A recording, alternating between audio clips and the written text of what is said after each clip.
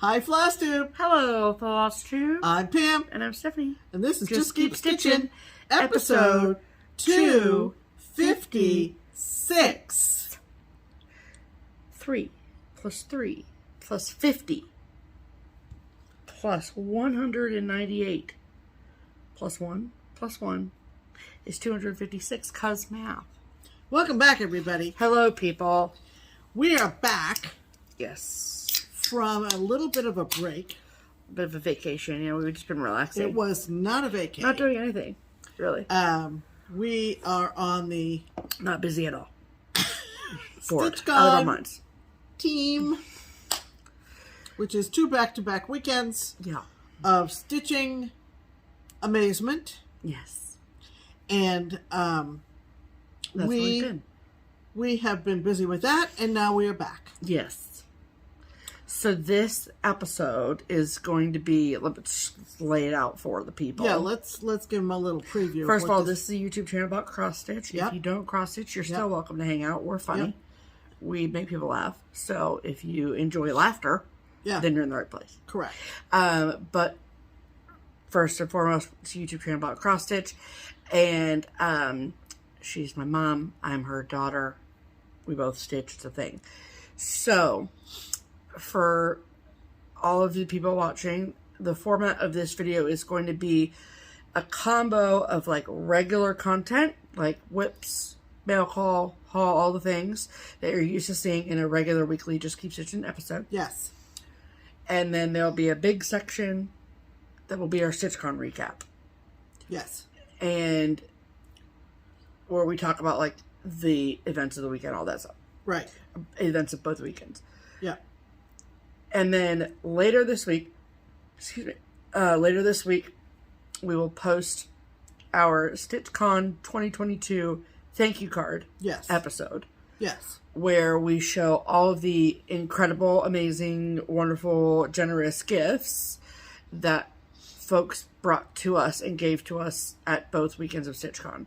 If we were to add that stuff into this episode, it would be 17 hours long. It would take 12 days to upload. Yeah. And my brain would be mush by the time I was done editing. Right. So, plus, there are some people who don't necessarily care about that stuff. And they might want to skip that video. And so you can skip that video if you want. But we feel like we want to give... That's worked in the past. That's what we did last year. Yeah. So this is the second year that StitchCon has been 2 back-to-back weekends. Right.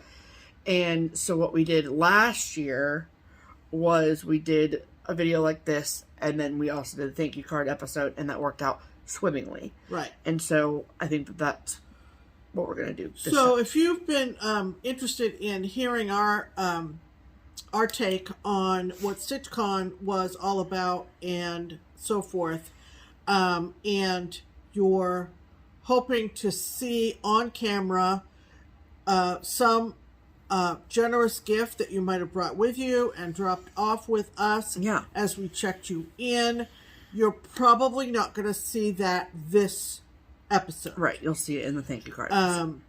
Because that's what will come separately. Yeah.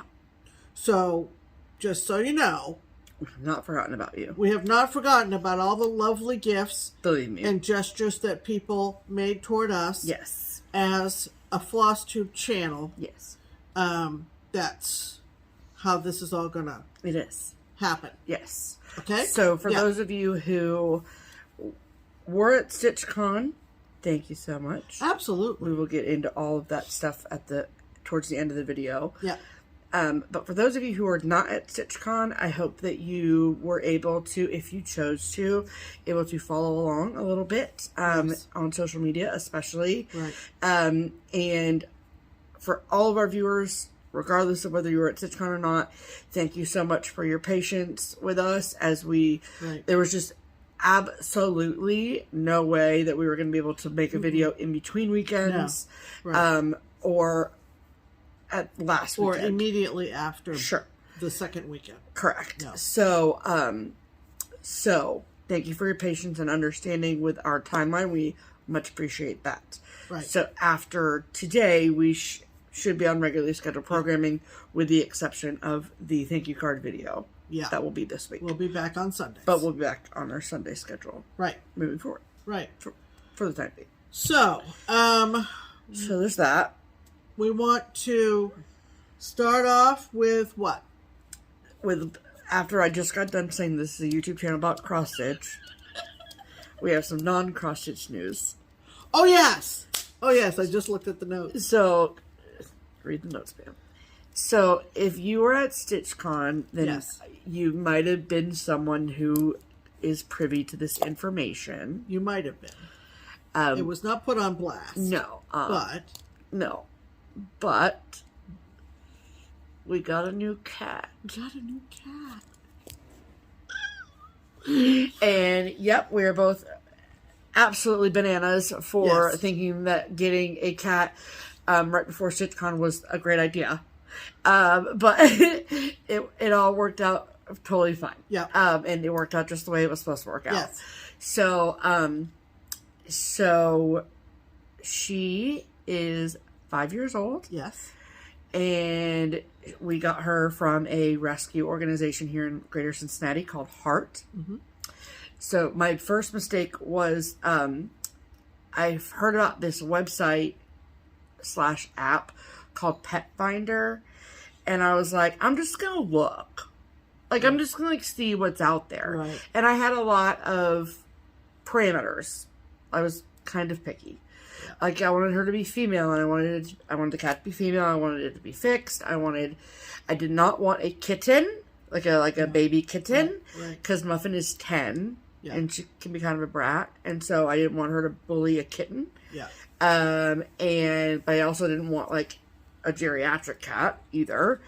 Right. And I loved, one of my favorite on the laundry list of favorite things about Mo, her disposition and behavior and just like overall attitude about life was one of my favorite things about her. Like, she was just the chillest cat ever. Yeah. I could pretty much do anything to her, and she was like, I still love you regardless of the bad choices you make. Especially regarding the costumes you put me in. So, so Mo, I was a mixed breed, but her coloring I really liked, and so I saw this sweet cat. She's coming over here because she knows I'm talking about her. I told her that, I said, we're telling the world about you tomorrow. Yes. You're about to be famous. Get ready. And so she is a Tabaco. So that is a mixture of a tabby cat and a calico cat. Her coloring is gorgeous. Yes, beautiful. And I know that you all are dying to know what her name is. And so for the longest time, so I had Muffin and I had Mo. And I always referred to them as M&M. And it also helps that Eminem, the rapper, is like one of my favorite artists of all time. And also Candy. And so, come here. Oh, do you want to say hi to people? Yeah. Oh, she's so sweet. Okay. So we felt that we felt very strongly that we wanted, oh my goodness. Hold on. Okay, this is her. And her name is Milkshake. That's her. That's her. And she's really cute. But she doesn't like to be held for very long. No. But we named her Milkshake. Yes. So now. And she's awful nice to have. She is. See how pretty she is? Yeah. Yeah. Okay. Okay. You can go now. Okay. She's like, actually, I think where's the exit? Actually, I think I'll stay. Okay, you can go. Okay, bye. Bye. Okay. So her name is Milkshake, so we still have Muffin and Milkshake, so we still have M&M. Yeah. We felt very strongly that we wanted that name to stay, or that we wanted her name to start with M. Yes. And it had to be a food item. It did. Yes. Hi. Have you met us? Yeah.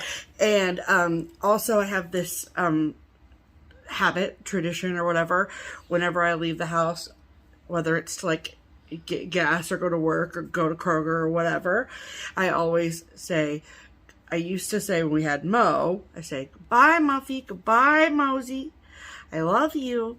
And now I just say, bye Muffy, bye Millie, I love you. Yeah. So we can add a Y to it, and it's so cute. Yeah. And she is the sweetest animal on the planet. She really is. So we got her the Tuesday before StitchCon A. And yeah. We had nothing but I have nothing but wonderful things to say about her and that whole process. Her foster mom was fantastic. Right. The whole process was great. And she is 5 years old. So she's not a kitten, but she's not geriatric. She just fits in with our house really, really, really well. She does. And I was a little bit nervous about leaving the 2 cats alone all day while we were at StitchCon. Yeah, we've done the gradual assimilation. Sure, and had no issues. And we were at the point where we were allowing them to interact. Yeah, exactly. And so... with no issue whatsoever. Typically, at StitchCon, we have a late night room that starts at 11. Yeah.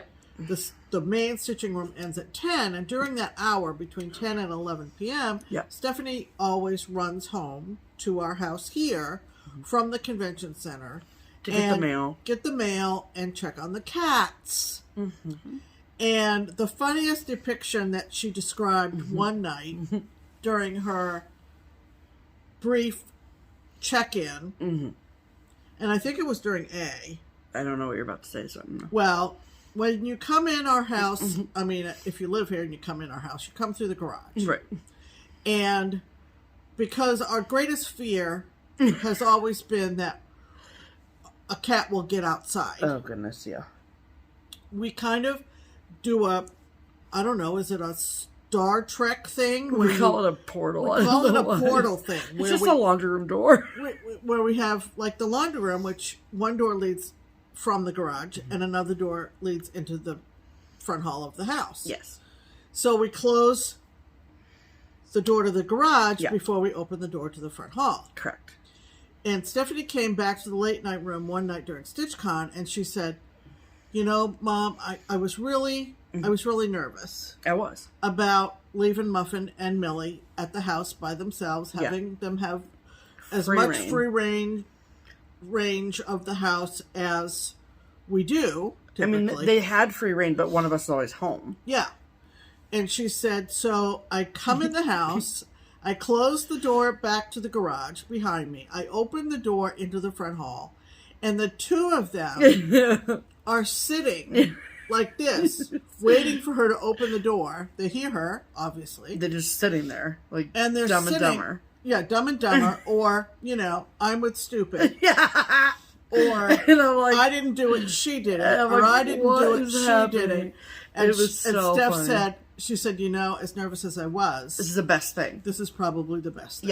Yeah. They've got to learn that each other exists in the home. Right. So it all was fine.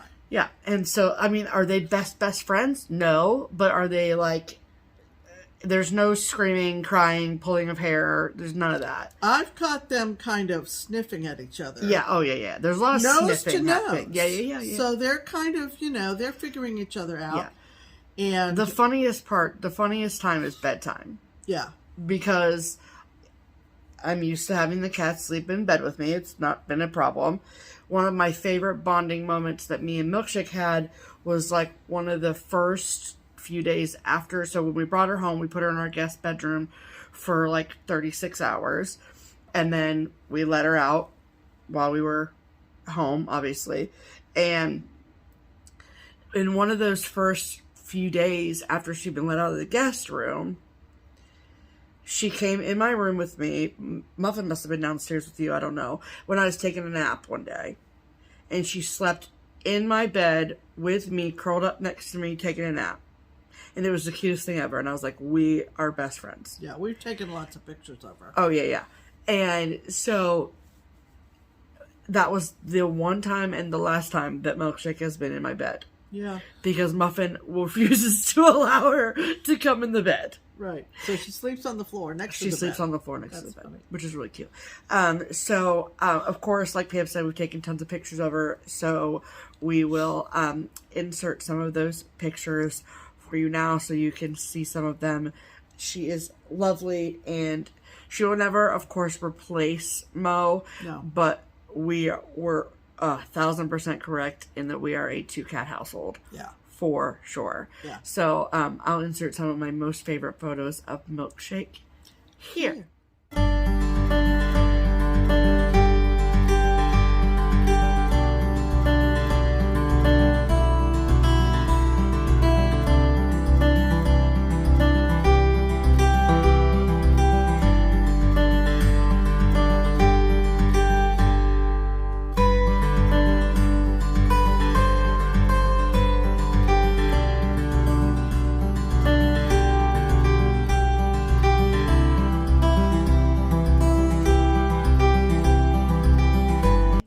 She's so pretty and so sweet. Isn't she the prettiest cat you've ever seen? Yes. Yeah. Okay, another thing that happened that is not StitchCon related. Correct. Is I had another birthday. Pam's older now. On Friday. You know, I've been telling people for 6 months that I'm 67, and it really wasn't true. Why did you tell people that? I don't know, but I'm officially 67. Well, congratulations to you, Pam. So, thank you to everybody on you. social media that wished Pam a happy birthday. Wished me a happy birthday and sent me cards and little gifts and big gifts and everything in between. And there's some you're going to show today. And I am gonna show something. Because they're over in your pile later. Yeah, in my pile, you know. Yeah. But you know, I mean, I'm still here. Yeah. So that's a good thing. What kind of statement is that? I don't know. I just I can't believe the number. It just doesn't seem real. So Well, Pam, you don't look or act a day over 30. Well, that's good. All right. So we've tackled that. Yes, we have. All right. So now we're gonna do our hashtag. Okay. And our hashtag is Stitch Harmony. Yes. And it is our attempt at connecting stitchers together. Yes. So if you are someone who lives somewhere and you do not have a stitching friend local to you, then we would love to help you find a friend. That's right. That lives geographically near you. Yes. Not virtual friend. Right. Real life friend. Someone you can get together with. Yes. Yeah. So every week we ask that you use the hashtag Stitch Harmony. Yep. And tell us your name and where you live and a little bit about yourself maybe if you choose. And then we pick one of those comments every week to share with our viewership. And so who is this week's featured Stitch Harmony commenter, Pam? Well, I had to pick this one. Uh-oh. Because it's right on topic. Oh, is it? Yes, it is. So, this comes to us from a gal named Sherry. And Hi, Sherry. Her YouTube name is Stitching Sherry. And this is what she wrote. Hashtag Stitch Harmony. I am in withdrawals. Post StitchCon. What word did you just say? Withdrawals. Withdrawals is what you just... My system is in shock and treatment is needed. Help. After stitching with 300 stitching enthusiasts, stitching alone just isn't cutting it. Please help me find some stitching friends to join me in my home for a stitch-in. And potluck like your group does would be awesome. I live in the middle of the USA in Kansas, in a small town of Mount Hope, near Newton, Hutchinson, and Wichita. There you go. Please help me reach my treatment plan goals by helping me find some stitching friends. Recovery in progress. Love that for you. Support needed. Stitching friends unite. There you go. So, of course, Sherry did come to StitchCon. Yes, she did. And I'm sure had an absolute ball. Well, it sounds like it. But then she goes home and she's by herself all of a sudden again. And so... And that's a shock to the system.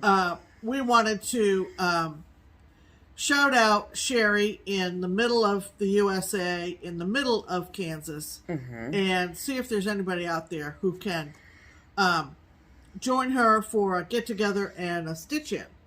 Okay. Well, Mount Hope, Kansas. For those of you who are geographically impaired like myself, right. Kansas is north of Oklahoma and south of Nebraska and west of Missouri and east of Colorado. And so, all right. So that is Kansas. Over here by my finger, that's Kansas City. So as you can see, Mount Hope is basically smack dab in the center of Kansas. The center of the center. Yes. So the center of the center.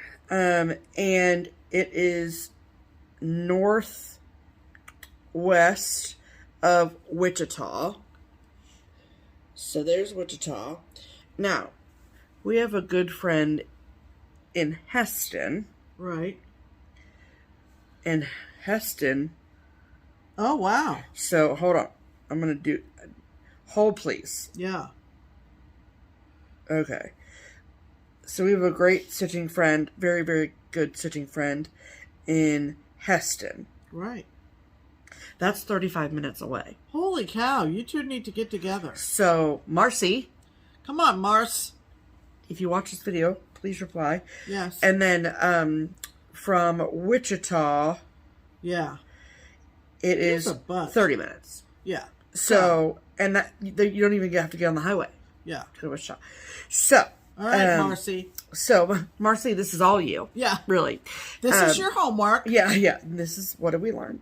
So, if you live in... If you're not Marcy, but you're still close to Sherry... Yes, we would love for you... You all need to get together. Yes, please.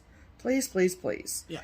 So, if you live in around nearby within driving distance of Mount Hope, Kansas... That's right.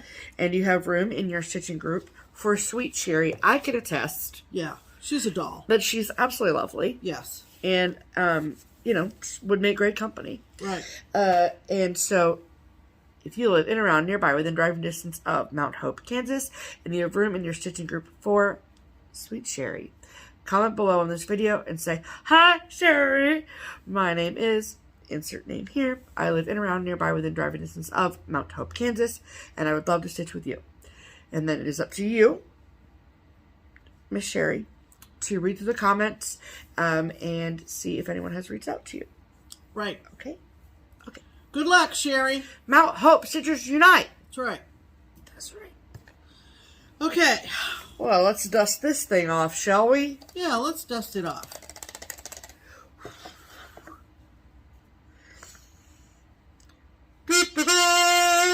Okay, well that means it's time for Pam's Pinned Comment. That's exactly what that means.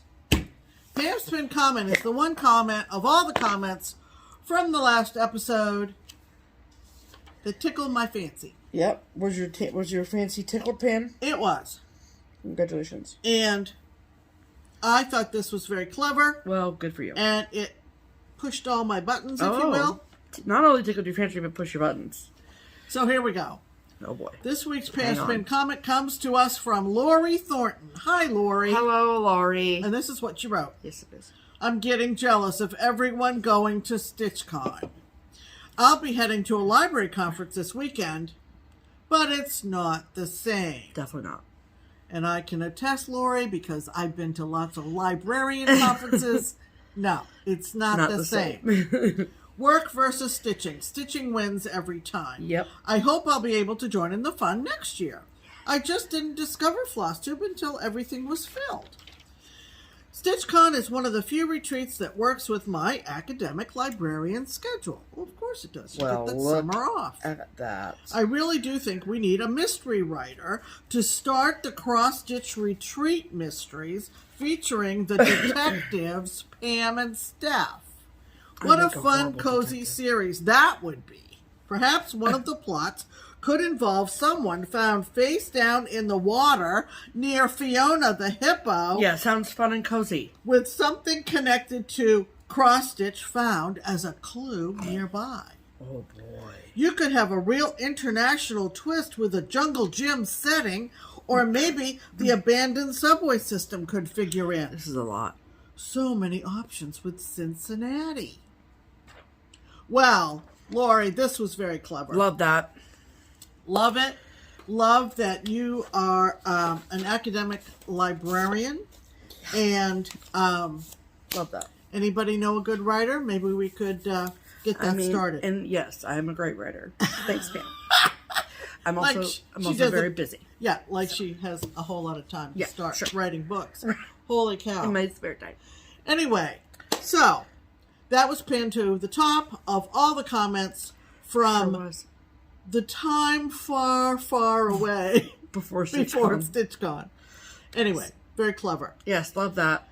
Let's talk about stitching, shall we? We shall. All right.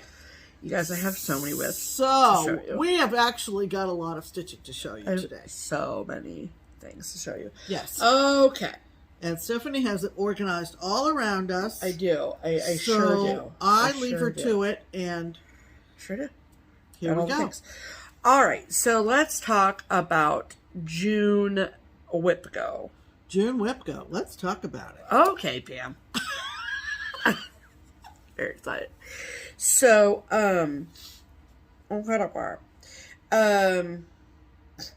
my needle is still in this. That's hilarious. Okay, so the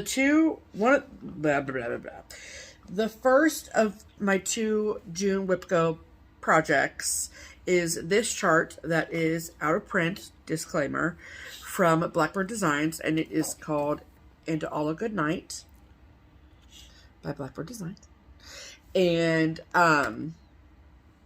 my Whip Go goal for this project was 5 days of stitching. And I was hoping that I'd be able to get that done before StitchCon. I didn't, but I was able to in the late night room and stuff. I had like a half a day left when StitchCon started, so in the in the late night room and things like that. And then I just I never buried my needle, which is hysterical. So I guess I should go back and do that. But I think I was just so excited to move on to the next project that I was like, I made my time.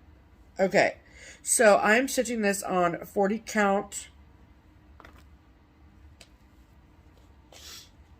Gotta check your notes. There you go. Sand dune from Lakeside Linens. Yep. And I'm using all of the called for threads, most of which are Gentle Arts. And that is how far I've gotten. Cool. So I basically was able to finish that whole first section of the house, and then I have it like kind of mentally broken down into 3 sections, if you will. So I had this here, then I have this here with that crazy fruit situation on top of the door. Is it really fruit?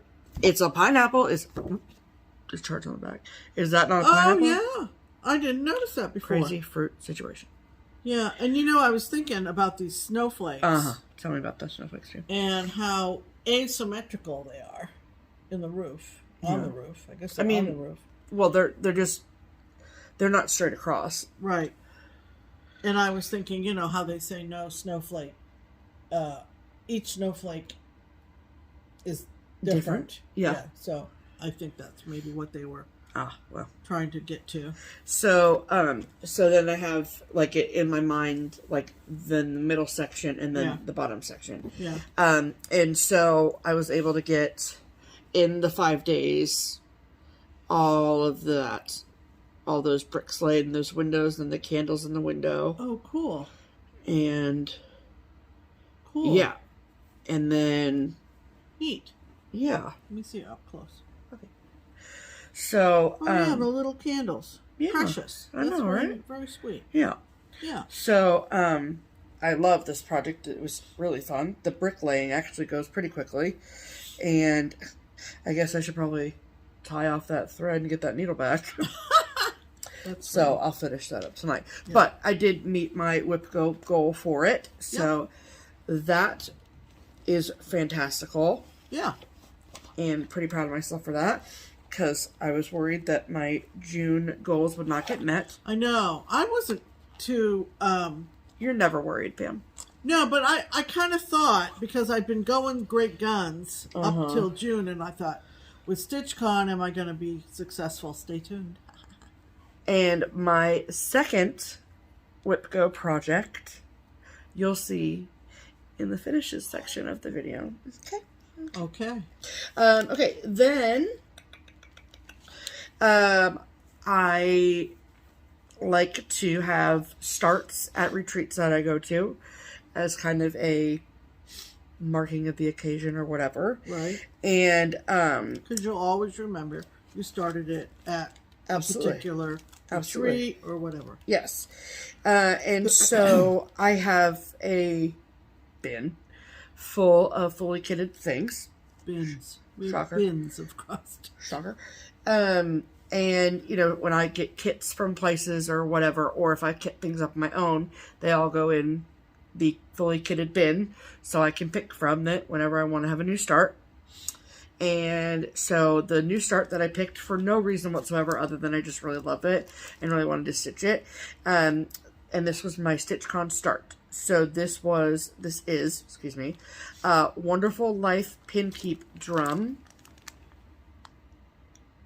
So it, of course, is a drum, so it wraps all the way around. Nice. And there are words on the back side of the drum that say "It's a Wonderful Life." Thus, why you can't see it in this picture. And this came fully kitted from Country Sampler in Spring Green, Wisconsin. It's part of their Stacy Nash Country Sampler Girls Club. So I have no idea if there are spots open for that.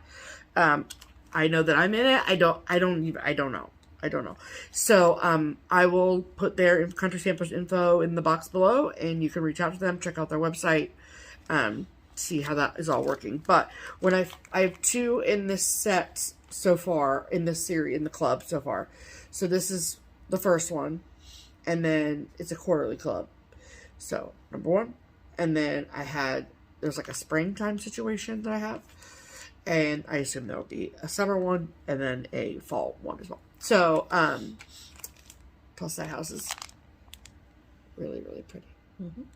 And it came with everything that you need to finish it. So it came with the fabric, it came with all the floss, it came with this fabric that goes on top, it came with the little red waxer situation, and then I also got the drum stand as well. So I have that for when it's all done to display it. I remember when that came. And yeah, because then I can use that with all four of the drums or any other drum I want to display on it. Yeah, that's true. So this is on 36 count gray from Weeks Dye Works. And how I started this was when you have a drum pattern, it does have like a left side and a right side, right? Obviously. So the left side starts with the words, "It's a Wonderful Life," and then it moves on to the house and so forth. So I started on the left side with the words, "It's a Wonderful Life," because it was a StitchCon start, and stitching words and starting at that point was way easier for me than like trying to find the middle and then count down and stitch a house and all the craziness. Yeah. So, and it's using one strand of floss over 2 linen threads on 36 count. And it's a Wonder Life. Yeah. So I love it. I think it's gorgeous. It's actually going to be kind of large. Like, that's the fabric. Yeah. So it's going to be a call for in 36? Pam, I got the kit as it came. Oh, that's right. That's right. Well, it looks lovely. Well, I know that. Because I'm a good stitcher. So, but what's really funny... Don't tell Stacey Nash this. But I didn't know when I signed up for the club that it said "It's a Wonderful Life." I literally just loved this house and the whole Christmas vibe situation. That I was like, I want this drum. And then when I saw that it said "It's a Wonderful Life," I loved it even more. And But there's no way that you can display this and see both the house and the words at the same time. Oh. So I was... Sorry. Don't steal my thunder, Pam. Sorry. So when I was sitting at the table in the late night room at one point, and I didn't start this until weekend B also, and I'm looking at the pattern, and the pattern is obviously the whole thing. And it's got the words, and then the house, and there's snow, and there's trees, and there's like all this. And I'm like, this would actually look really cute framed. Yeah. So I might do that. Yeah. I might just frame this. Yeah. Because why the hell not? Yeah. So, because like it's so pretty. Yeah. And have everything displayed. Yeah. Yeah. I'm not the world's biggest drum fan, but I really, really love this pattern. Yeah. And signed up for this club. Yeah. Anyway, so I don't know. We'll see where that goes. It's obviously just a start, and then yep. It's going in the whip pile. So there's that. Yep. So fantastic. Yep. And then once I kind of got done working on that, and we got home. So I took all of last week off. Barbara gave me all of last week off. So I was able to unplug, disconnect, and just kind of like sit and like just binge watch TV and stitch and not worry about anything, which was really lovely. And I was thankful for that opportunity. So, so I'm like, okay. So I've met both of my whip goals for June. Yeah. There are actually more days left in the month. So what am I going to do with those days? Yeah. So I looked at my whip go board. Yeah. And to see what goals I had left that needed to be met. Right. And one of those was to finish this shirt, which is called Grand Old Flag. And it is by Maggie Menominee. It published under Blackbird Designs. Yeah. And there we go. This chart is also out of print. So sorry about that. But I've loved this for a very, very long time. And the goal for WhipGo was to finish it. Yeah. So I'm very, very close. So I picked this back up, put it back on the Q-snap. Yep. And so that is where I'm at with it. Everything is done except to do... So if you look really close, you can see that I have the white, some of the white put in for this third flag over here. There are two more white stripes underneath here that need to be done. And then the blue background and then the red stripes have to be done on the flag. And then that's it. There are, so Maggie did put her initials on there, the M and the B. And I haven't decided what I want to do yet, to be honest. I'm going to wait and see, because the alphabet that she uses is super unique, and unfortunately, she does not provide a full alphabet, for me to do. Have to stylize it yourself. So I have to stylize it myself, which I could probably do, truthfully. Oh, yeah. But my initials would be SS, so it's two of the same letter, which for some reason is throwing me off. Like, they would have to look the same, but they can't look the same if I use that space. Yeah. So I'd have to make two different S's, which is, like, not a big deal again, but, like, whatever. And then my other idea was to do the year. Yeah. And do 22. Yeah. And I could do that. Right. So I haven't fully decided yet. I will decide in the next few days, but it is what it is. It's very close to being done. It is extraordinarily close to being done.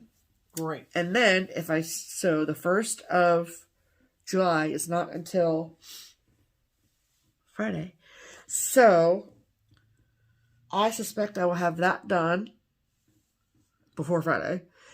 And then I have another whip in my whip go that is very close to being done that I will probably pull out and see if I can finish that. Cool. Because... Wow. Stephanie's finishing things. Don't get excited. You feel the earth move? Stop. Don't make fun. All right, that's all that I did, Pam. What did you do? Okay, I'm assuming. Sit down, settle in. Do you have these in the order that they're in the notes? Not really. Of course not. Okay. All right. Well, let's start with something that's kind of StitchCon related in the sense that wonderfully the bougie stitchers, Jenny and Nancy, were at StitchCon A. Yes. And Jenny is also doing the temperature drink chart. She is. From Dr. Christie. Dr. Christie. Okay. So it looks like this. And it's Christie's Corner Needlework on Etsy. And I had pretty much stopped stitching on this at the end of May. Yeah. But Jenny and I did take a picture of, or someone took a picture of she and I holding ours up together. Yeah, so that'll be in the StitchCon slideshow. They live in Wyoming, and so so you might look for that in the slideshow at the end.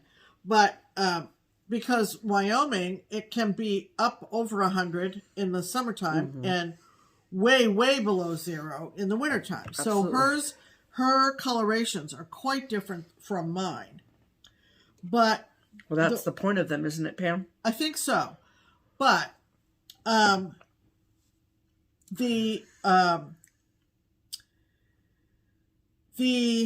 best thing about this as a temperature chart is that the spaces, the contents of each glass are quite small. Yeah. Sometimes as small as 3 stitches. For your color coding. Sure. And so it really, I mean, I wouldn't want to ever be this far behind like I was before StitchCon. Oh. But you caught up pretty quick. After StitchCon was all over, yeah, I was able to catch up until yesterday. Yeah. And that was the benefit of it being a small space. Yeah, that's true. So this is where I am. Okay, I have a question. Yeah. This picture? Yeah. Is that a color? Or is that a date? I don't think so. I think it's just a picture of beer. Okay. It's not it doesn't signify a particular It doesn't. date. Okay. It's the only motif on the June shelf. Okay, got it. And Understood.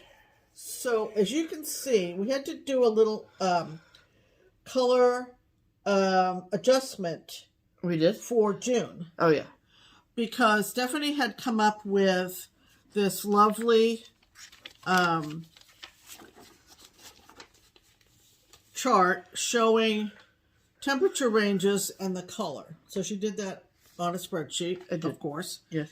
And originally, when we talked about this way back before the first of the year, we thought anything over 90. Yeah. That's going to be super rare. Yeah. Right? Yeah. So we're going to use 815, the really, really deep maroon, for anything over 90.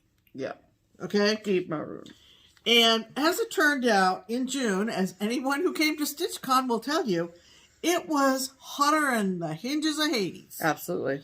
So, we had to make a slight adjustment to show the 1, 2, 3 days in June, so far, June's not over, where it was hotter than 95.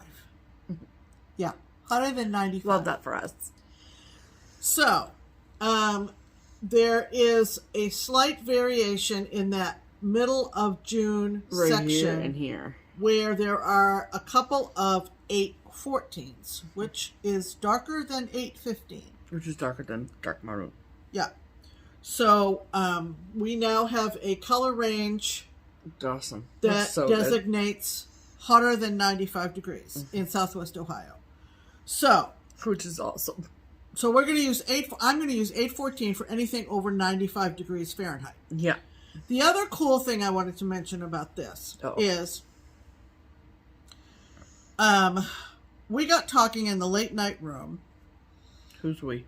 I don't know. Was Jenny and Nancy at the late night room? I don't remember. I don't know, Pam. I didn't take attendance. No, we didn't take attendance, but it seems like I had this out and I was comparing it. Yeah. They were. Okay. For a little bit anyway. Okay.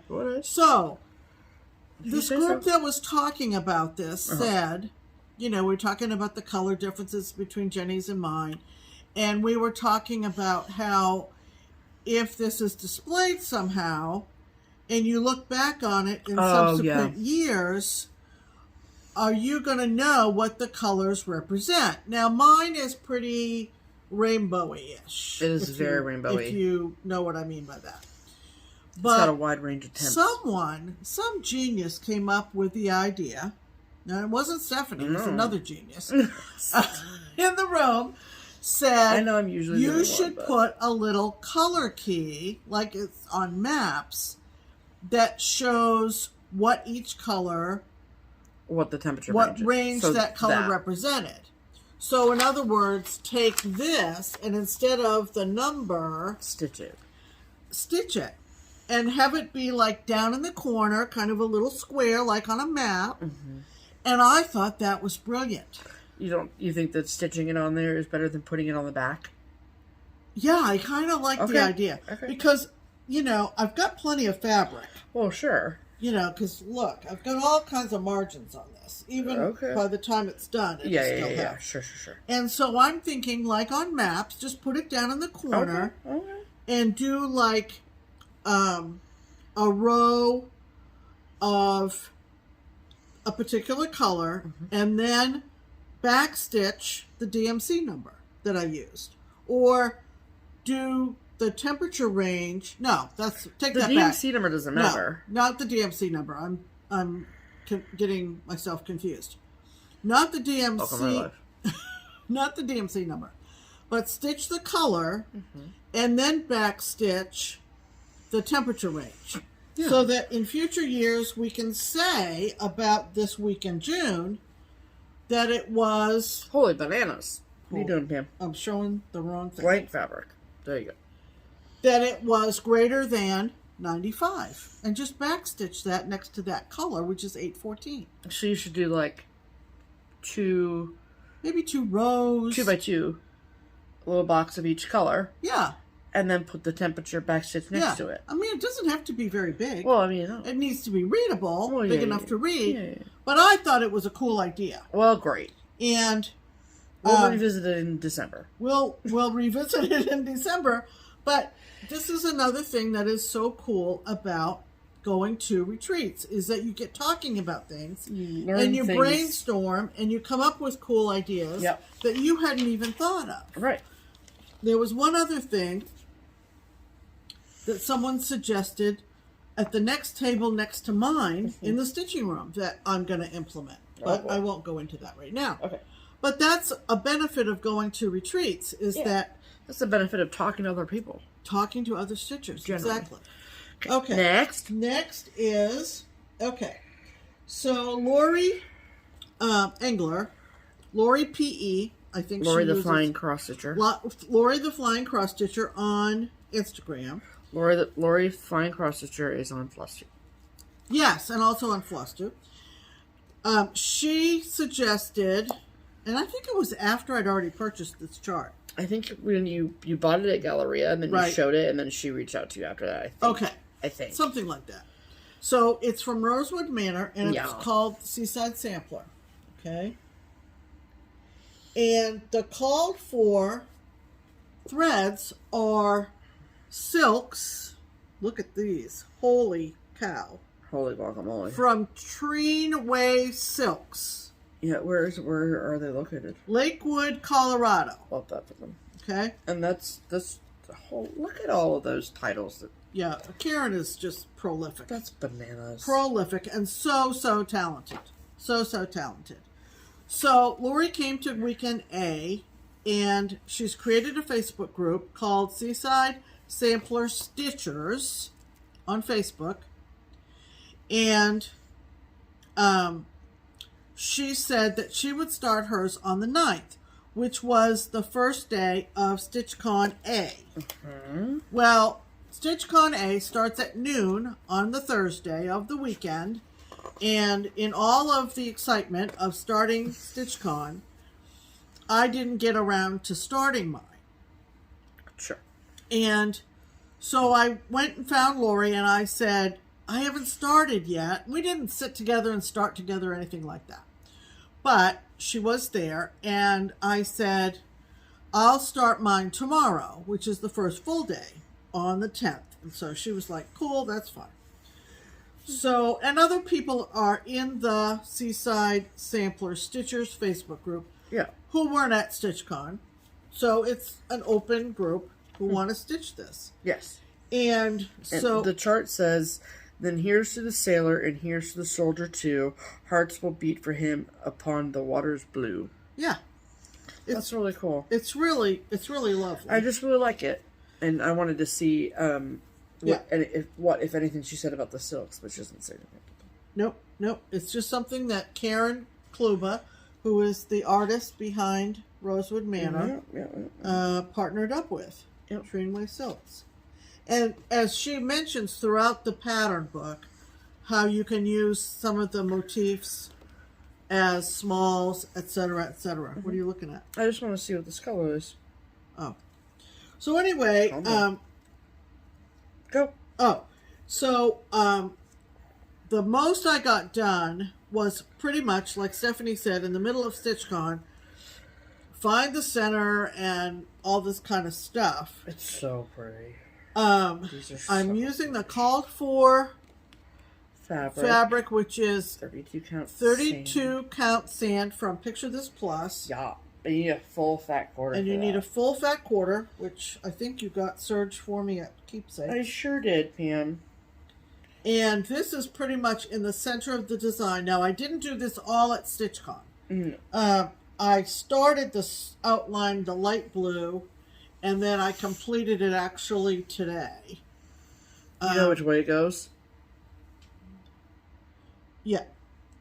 So this is the star that's in the middle. Of that's the compass design. Rose, right? The compass rose. You know what you should have done, Pam, is you should have gone and just put north on there. Just so I know. Just so you know. I'll do that maybe later tonight. Yeah. So I know which way is up. So. Yeah. Because there's a hold the fabric up. Oh, sorry. Yeah, isn't that? I mean, yes, please. Yeah, it's gonna be gorgeous. Please. There's a lot of fish on here. Clearly. No. There's a. I think this is a swordfish. There's some stingrays. There's some prawns.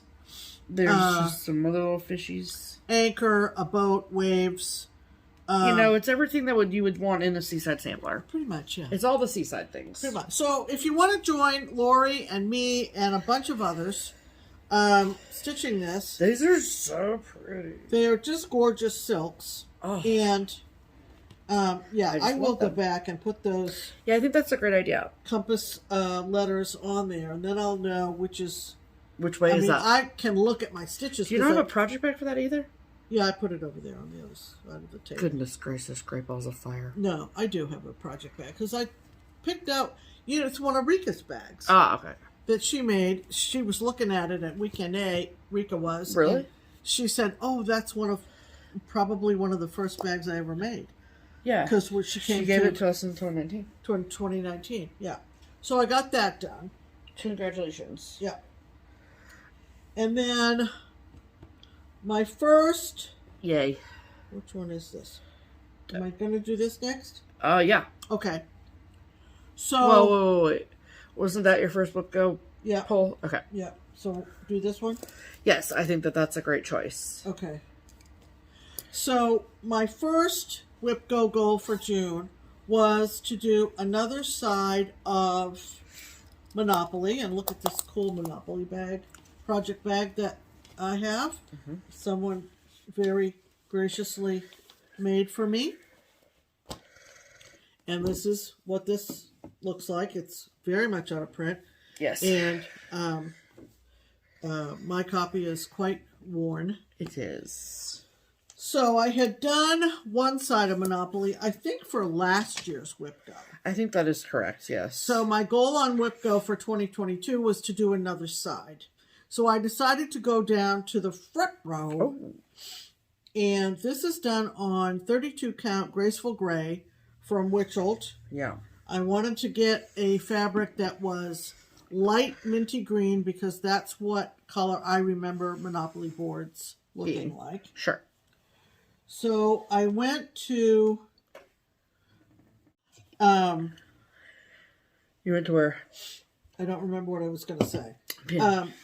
I went to the low rent district and decided to do that. So I went left to right from jail to go.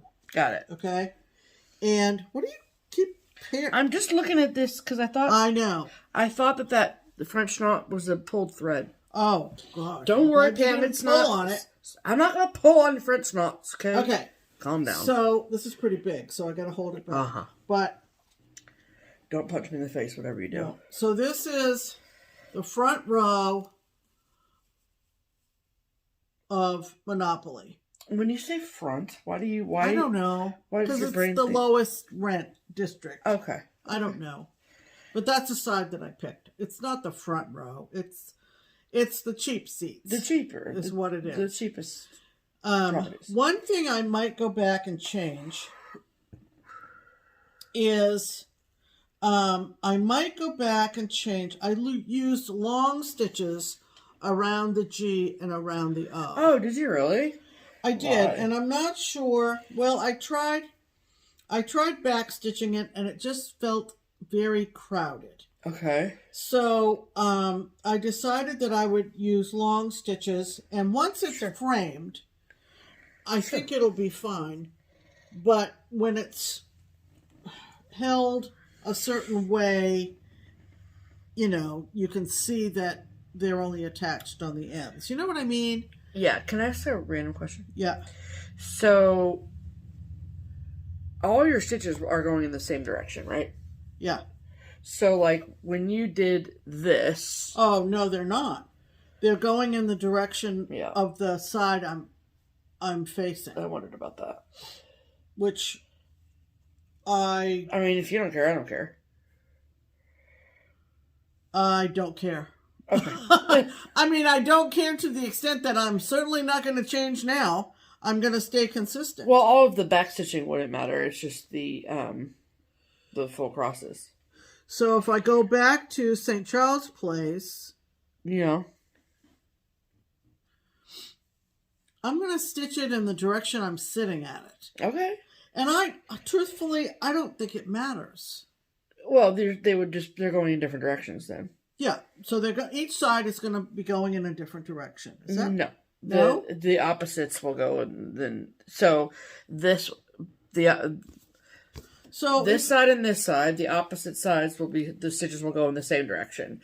These will go in the same direction. So if you look at this corner, for instance, this is the jail corner. Yep. And that's the electric company. Yep. Okay. So if you were to zero in... You can't tell from here. On the light bulb stitches, they're going in the direction I would be if I was stitching them. In the direction if I was stitching them. Wait a minute.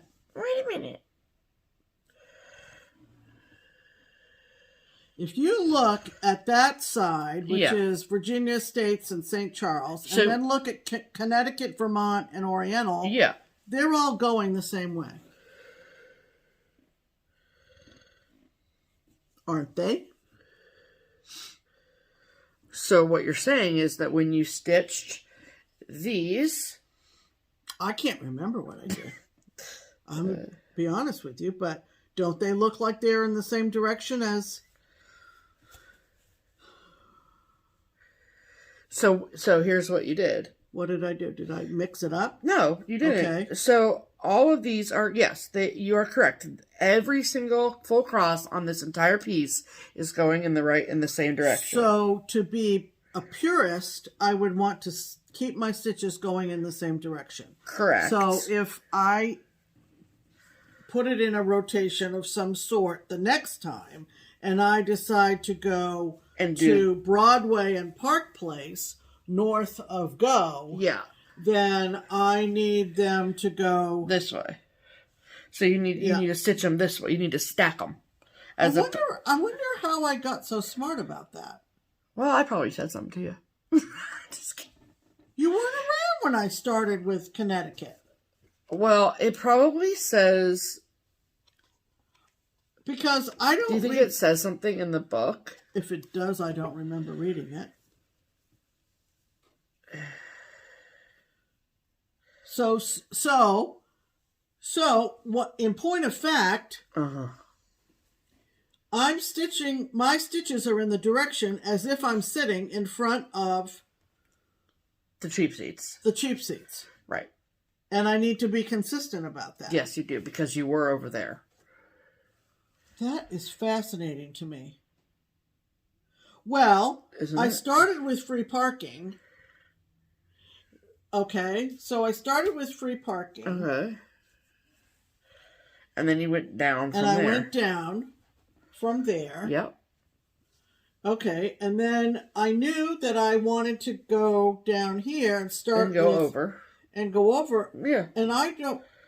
So then you did the jail and then you went over. I don't know.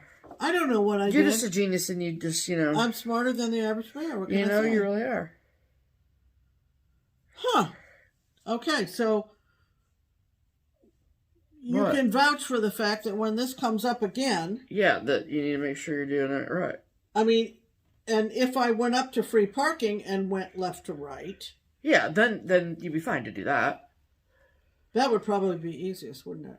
Yeah. Well, I guess it does. Well, I don't like stitching up. Is the deal.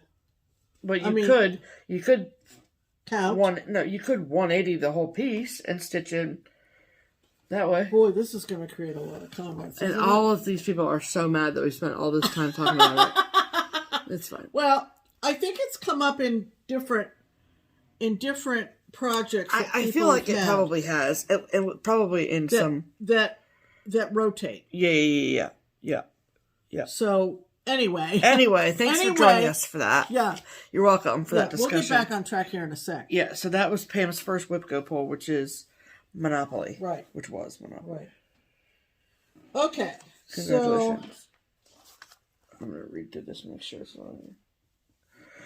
You're going to read through it? Yeah. Okay. You talk to people. Okay. So the other Whip Go call for June for me was this massive Brooks Books Wonderful Wizard of Oz project that I started before Stephanie started stitching. Yeah. I think that is correct, yes. Yeah. Yeah. So I wanted to stitch this for her, and it is going to be for her, ultimately. And what we decided to do is make kind of a long design with rows of the characters. And so in order of appearance. In order of appearance? Yes, pretty much. No, not pretty much. They are in order of appearance. Okay. Now, these are characters from the books, not the movie. Yeah. And they're from Brooks Books, and you can buy the bundle, individual charts. And it's on 32 count. Summer Sky Joblin. Pardon me, Summer Sky Joblin. And so we have rows of characters, and my Whip Go goal was to do 2 more characters. And they're arranged in, like I said, a long piece of fabric, and at the top of the project, at the top of the design, I've never seen anybody do this, but we love the idea, was to stitch the Emerald City by Satsuma Street at the top. The Pretty Little Emerald City. Pretty Little Emerald City. Yep. From her Pretty Little City series. Yes. So, this is so cute. This is what it looks like from the bottom up. Okay, so you've got, So you've got Glinda and Dorothy and the Mayor of Munchkin. The Mayor of the Munchkin City. Okay, and then the next row includes one of the newer characters that I got done. So you've got, and I can't remember the names, but they're the little people. And so freaking cute. This lady right here is one of the 2 that I stitched for Whip Go. So, yeah, she's a better holder than I am. Look at that freaking little bumblebee lady. Yeah, the bumblebee lady. Look at the baker man with his cookie in his pocket. Yeah. But isn't she so sweet? Yeah. I love her. Okay. And then last night, was it last night? Yes. Okay, so now we're up to the 3 companions along the way. That The 3 amigos. The 3 amigos. Mm-hmm. So there's the Scarecrow, the Tin Man, and the Lion, and I was able to get the Scarecrow in. Look at him, though. Look at his little feet. So, I as don't you can remember him see, wearing purple cowboy boots, but no, I'm here she for it. characterized it. Obviously, Pam, I was joking. And so, as you can see, it's going to be super long. Excuse me, I'll move. And at the very top... You probably have more fabric than you need. I think I do. We tried measuring, but... We overestimated. But that's okay. It's better to overestimate. Oh, goodness, yes. And then at the top is going to be Emerald City from Satsuma Street. Yes, ma'am. So hold it like that. Yeah. So that's my latest. Oh, my goodness. God, what is your Lord, problem, Pamela? I don't know. Yeah. Oh, see, she's a better holder than I am. Look at that, though, you guys. Yep. And there's lots of frickin' sparkly fabric in there, too. Threads, you mean? Not so much threads, yeah. Not so much in him. But no, but in Glinda and in... And especially in the road, too. Yeah, there's gold bricks. Look at that. Doesn't come across in the... But it's gorgeous and I love it. Can you imagine what this thing is going to look like? I mean, it's going to have to be mounted on your door, maybe. Mounted on the front door of the house. No. The door's your room. No, I'm kidding. Yeah. So, that was... Your second whip my second whip gold. So, I'm ready for July. Well, so am I, Pam. I know. And then... gosh, I stitched a lot. Okay, so Friday was my birthday. Yep. And I was feeling particularly old. Okay. As you should. So I had some things that were mostly kitted up. I can't find anything in this book also that says anything about... Right. About... It does say that all your stitches should go in the same direction. It does? But it doesn't... Yeah, but it also says like... So far I'm good. Yeah. No, you're good. For sure. So, isn't there like a Facebook group for it? Yeah. That's probably where you saw it. Where somebody just made a comment that was like... But I haven't looked at that Facebook group. Well, I don't know what to tell you, Pam. Well, I don't know either. But anyway... You probably, honestly, didn't even think about it. It just happened. Yes, I think that's true. I think I just did it, and I'm just lucky. Yeah. Because that would bother me for the rest of my life. Bother me for the rest of my life. Anyway, so back to my birthday. Yes. So I said to Steph Thursday night, I said, I probably should find a birthday start, don't you think? And she goes, I love that idea. I love it.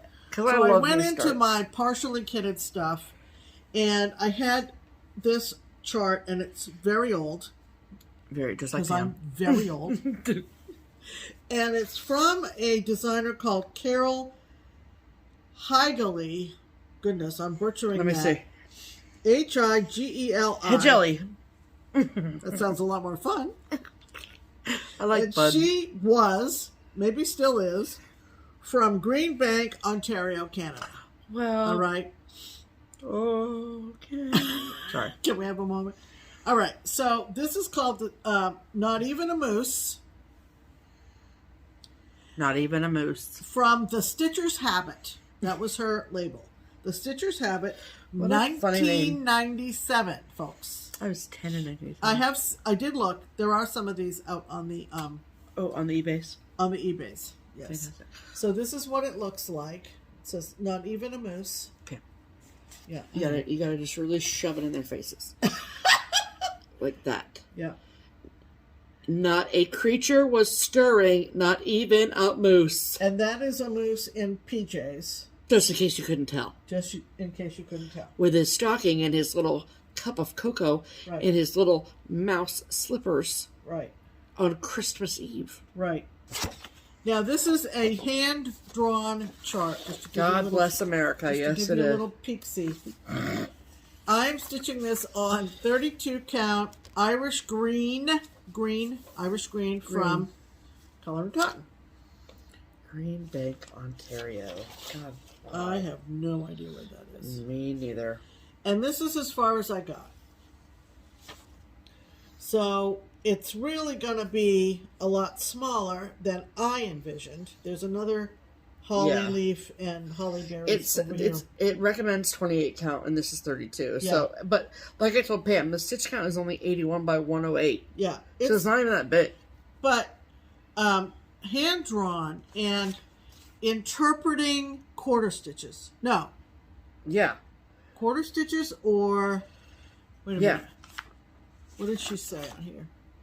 She said 3/4 stitches. Oh. So that's like a short leg and a long leg.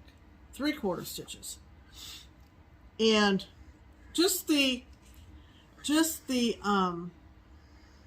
directions seem a little dated. I don't know if you know what I mean. Yeah, I do. But this fabric is a 32 and it's kind of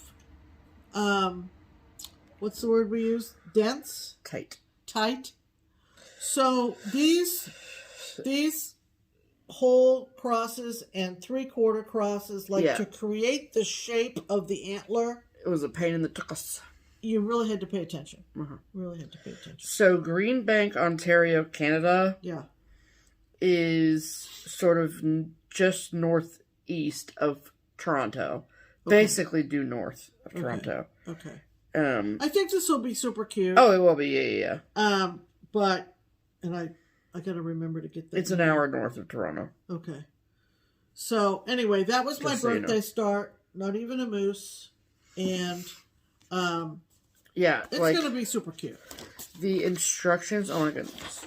Yeah. A lot of narrative. Where's the rest of them? Oh, there they are. Okay. I was like, where'd the funny stuff go? Yeah.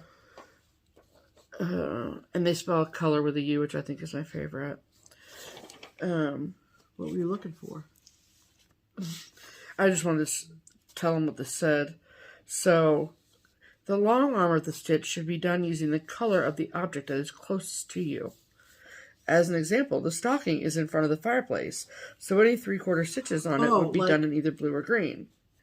If you are in... to create the dimension of the stocking being closer to you than the fireplace. Sure. Yeah. It's very 90s. It's is. Very 90s. But that makes sense because it's from 1997. Correct. So keep all that together. Yes, ma'am. And there is a needle there. Yep. Okay. So, oh my God, I forgot I even did this. Well, that's in the finishes, so... Okay. Those are our whips of the week. All right. Wow, that took a while. It did. Sorry. Okay. Sorry, not sorry. Sorry, not sorry is right. But they also haven't seen us for a while, so there you go. We'll make it up for last time. Are you ready? We are ready. All right, you do yours first. Okay. But I could not find anywhere who designed that. This is from D's 20 Stitches. Okay. And Uncanny Carrie. Okay. And they have done other designs having to do with the LGBTQ plus community. Okay. And this is Pride Month still. Yes. And I saw this and I thought it just said it for me. I'm very passionate about this. Yeah. And absolutely. So to Carrie and Dee, and I found the perfect fabric for it. She did. This is from Leslie, I think, from Under the Sea, and I can't remember. Oh, I think I do remember the color. Okay. But anyway, so this is called Don't Mess with Trans Kids, and it's directed at the state of Texas, and I just love it.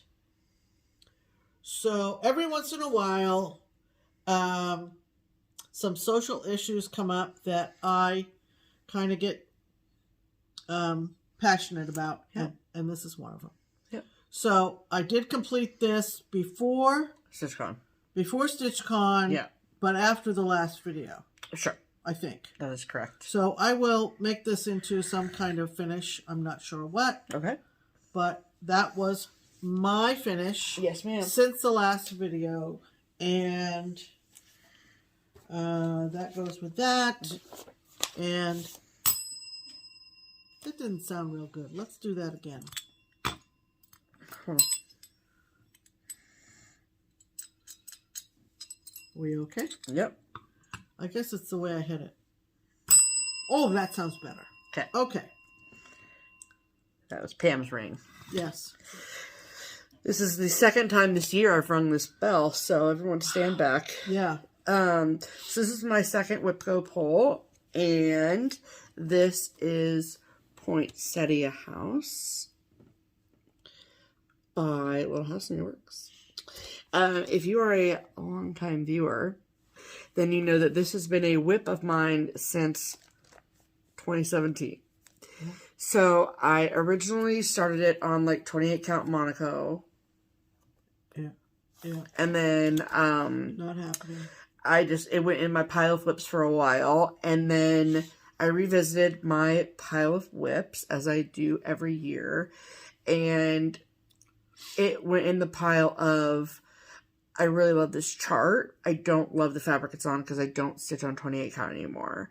So do I suck up and finish it on 28, or do I scratch the 28 and stitch it on a count of fabric that I enjoy? And that is what I ended up doing. Absolutely. So I ended up restarting this on 40 count sandstone from Color and Cotton, which I think was fabric of the month, I think. And so this was on my Whipco board as my goal was to finish it. And I had some of the house left to fill in, and then like some snow and like the border, and like that was it. Yeah. So it's done. And I think it's so sweet. Yeah. And nope, there's nothing in the windows. That's just how it is. And Pam goes, nothing in the windows? When I showed it to her, and I went, no, nothing in the windows, Pam. No. That's why they want you to do it on this like sort of golden brown fabric. So yeah, I love it very, very much. I think those poinsettias are beautiful. And another pink house. Love my pink houses. So Pam goes, you going to do it as a stand-up? And I go, hell no. That thing's getting framed. Because it's been a whip for 5 years. So, yeah, it's been tied up for a long time. Yeah. And I also would like to say that this piece was a learning piece for me. Yeah. Especially in its final days. Because I learned how to do the pin stitch. And I love it. Wow. And it is really great because if you look at, where was it? If you look at like the little berries along the border, I carried them in the bundles of 3, but there were some that were like just by themselves. And so I was like, oh, and they kept coming out, and I didn't like how they looked. And so I was like, how do I do that? That's literally all I did. Yeah. I went into YouTube, and I put in pin stitch, cross stitch, and I found a video. I don't know who it's by. I'm sorry, but that's all you have to do. I think it was an old Carolyn Mazzio video. Oh, really? Who was one of the first people to make. Oh, yeah, because Pam had to listen to me while I watched the video. Or listen to the video while I watched it. It's a real short tutorial. And it's so simple, so easy. Let me see up close. Which ones are you talking about? So I started with like... Oh, those. Yeah. Oh, the little cool. berries around the edge. Oh, yeah. And because what happened was I started with... I looked at this piece when I first picked it back up to finish it. And one of the berries that I had knotted the end of the thread had come through the fabric. Yeah. And that's on 40 count linen, people. Yeah. And so I was like, enough. Right. Enough. So. Cool. And I've had people that have said to me, do you not know how to do the pin stitch? Now you do. And I was like, So now I do, and I'm really happy and proud of myself. Very good. So. Happy finishes, everyone.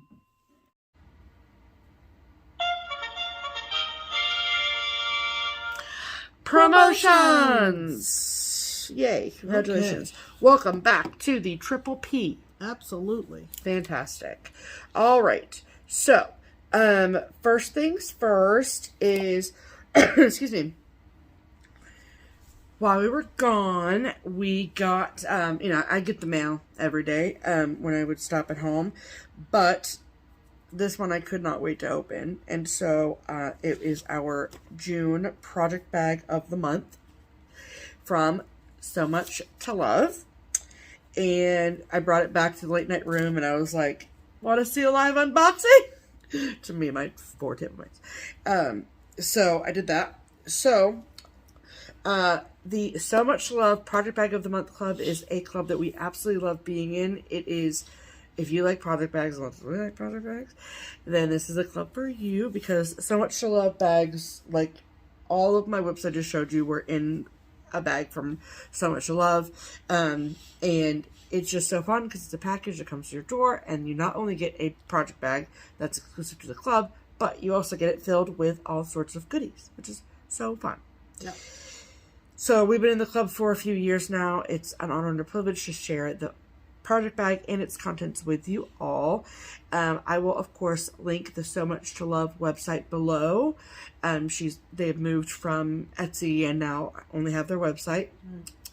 And there are still spots open if you want to jump on board. And that link can be found in the description box too. So all that stuff is there for you.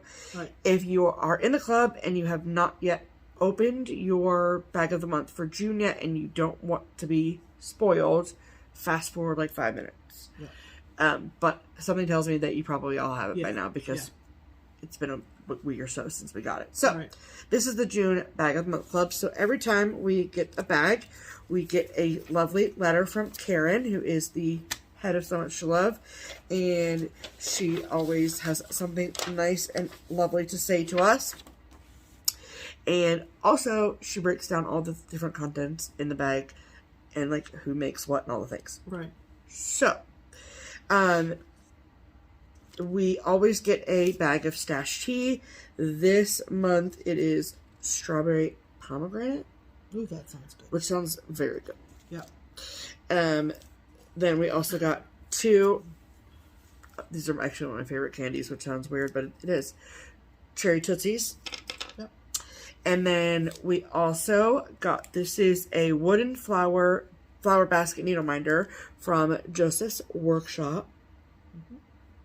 So pretty. I love the wooden minders. Yep. And then, not in every month, but a lot of months, we get an exclusive chart, cross-stitch chart. And this month, it is from StarryOwlStitchery, which is very exciting. And it is called Farm Fresh. So this chart is exclusive to the So Much to Love Bag of the Month Club. Yep. They're all cute. So cute. I like those plaid chickens. Plaid chickens. Yes, love that. Yep. Okay, and then very cute. That is everything. Okay. And then let me show you the bag. For 2 people who don't necessarily like to go outside. Right. I kind of love this bag. Yeah. Just because the colors are so fun. Yeah. Look at how fun that is. It's super cute. It's just like, hello. I don't know. It's so bright and cheerful. I love it. Yeah. So that is the front. And then it says Farm Fresh Produce. It's got the animals. It's so cute. Yeah. That fabric is more of the same on the back, which I love. Her tags are now up here, which is fantastic. And then her signature felt heart, which I am obsessed with. And then I love this top floral that pairs so well. And then the rickrack as well. Yep. And then this is the inside fabric, which is just gorgeous. Daisies. I love it. So, will this make me go outside? No. But No. it will make me put all my flower cross-stitch pieces in it. Yeah, absolutely. And so you can tell, so see this motif here? Yeah. Yep. Everything coordinates. Yep. It's beautiful. So good. Yep. Yep. We love it so much. Uh-huh. So, sometimes she does have extra sets of the project bag of the month. If she does, they will be on her website, which, like we said, is linked below. And if that push you over the edge and you're like, okay, fine, I'll sign up. Right. There's a link below for that too. Absolutely. So thank you to Karen so much. Yep. We love this month's stuff. Absolutely. And then, of course, well, it's been a while. we're back at it. We're back at it with Twin Peak Primitives. Yes. And this is going to be a doorbuster special. Let me tell you. Oh, is it? Yeah. This is going to bust the doors right off. All right. So what other ones have we've done? What other? there was an Easter book. An Easter book. There was a patriotic book. There was a patriotic There was book. a Christmas book. And there was a Christmas book. So what's missing, folks? How about a Halloween book? How about a Halloween book? Absolutely. Coming for you, people. So, the Twin Peak Primitives Halloween book 2022 is the pattern of the week. It is. For our viewership for 1 week. Yes. And how does this work, first of all, or do we show it? We'll talk about how it works first. Okay. So, this particular book has 14 charts in it. Yes. 14 charts. Yes. So, to get that book at a discount is a great, great, great deal. The discount is 20%. Mm-hmm. And so, however, right, to get that discount, right, there are only 3 places that you can purchase the chart. Right.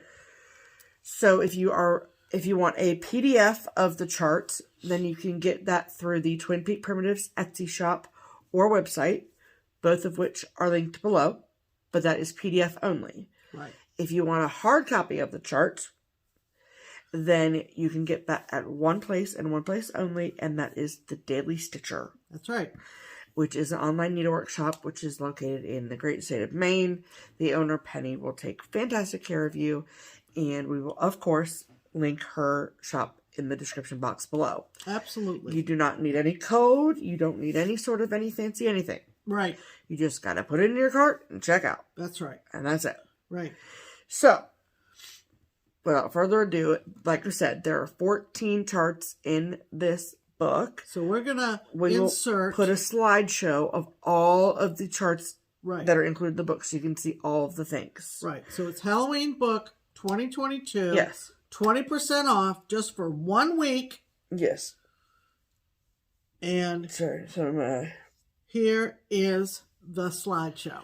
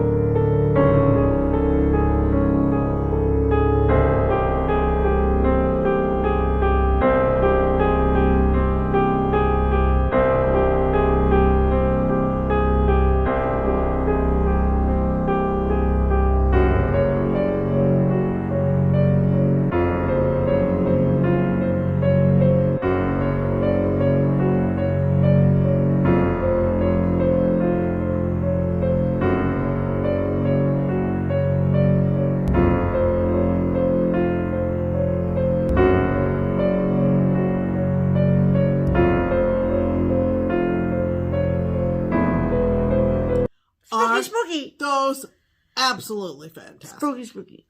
So stop the video right now. Yeah, pause the video. Pause the video. Go over and get it. Yeah. 20% off for 1 week. Do not hesitate. Don't do it. It's fantastic. Don't hesitate. Do it now. We are glad to be back from our StitchCon break and back working with Twin Peak Primitives. Yes, absolutely. Very, very excited. Okay. Okay. That means it's time for mail call. Okay. Wow. Okay. Wow, wow, wow. So, speaking of Twin Peak Primitives. Right. We got the latest in the Twin Peak Primitives limited exclusives. Right. If you are unfamiliar, it is a secondary Etsy shop that is operated by our good friend, the twins' good friend, Diana. Right. Diane. And she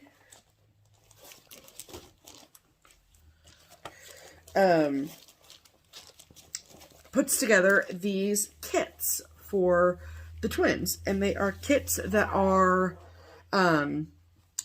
limited exclusives just to the shop. So they are not available in chart only. It is everything included that we're about to show you. So this is the latest kit from them. Right. And it is called Kris Kringle.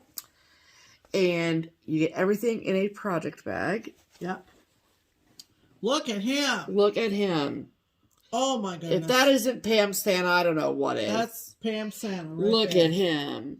Yeah. Look at him with his flag and his bear. Yeah. So love cute. It. Love it. Love it. So you get this really lovely canvas tote bag. Not tote bag, but project bag. And then you get everything that you need to stitch it. Yep. So this is the kit. And it's got the charts. I love his watch. Yep. And the flag and the Love bear. everything I just about love it so much. Right. And then you get all of the things that you need to stitch the thing too. Right. So, hold please. Come here.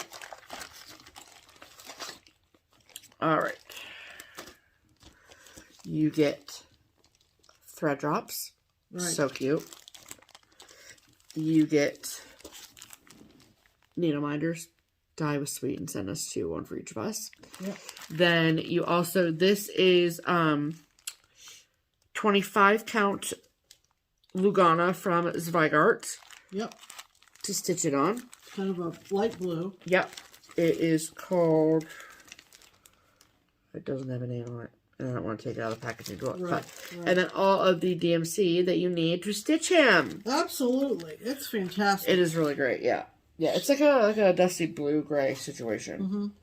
It's beautiful. So, yeah. So, this, I'm not trying to beat a dead horse here, but it's limited and it's exclusive to just the Etsy shop. Look at these thread drops. I showed them already. Oh, I was busy looking Yeah, over you were here. too busy drilling over the chart, Pam. Listen to me when I'm talking. Sorry. Just kidding. Very exciting. Very exciting. So, we, of course, will link the limited exclusives Etsy shop below. Yep. So you can go get this if you are so interested. And I think this is going to be one of their best-selling ones. Like, it'll probably sell out really, really quickly. Right. So if you love it, go get it. Yeah. And then, we're going to save that till the end. Okay. Till the end of the mail call. Okay. Then this came like right before StitchCon, so I'm so sorry that it's Cindy that it's taken us so long to show this. Right.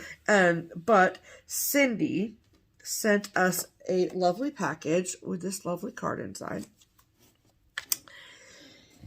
And she found these and said that they reminded her of us and wanted to send them to us. Yep. And we've been taking very good care of them. Yes, we have.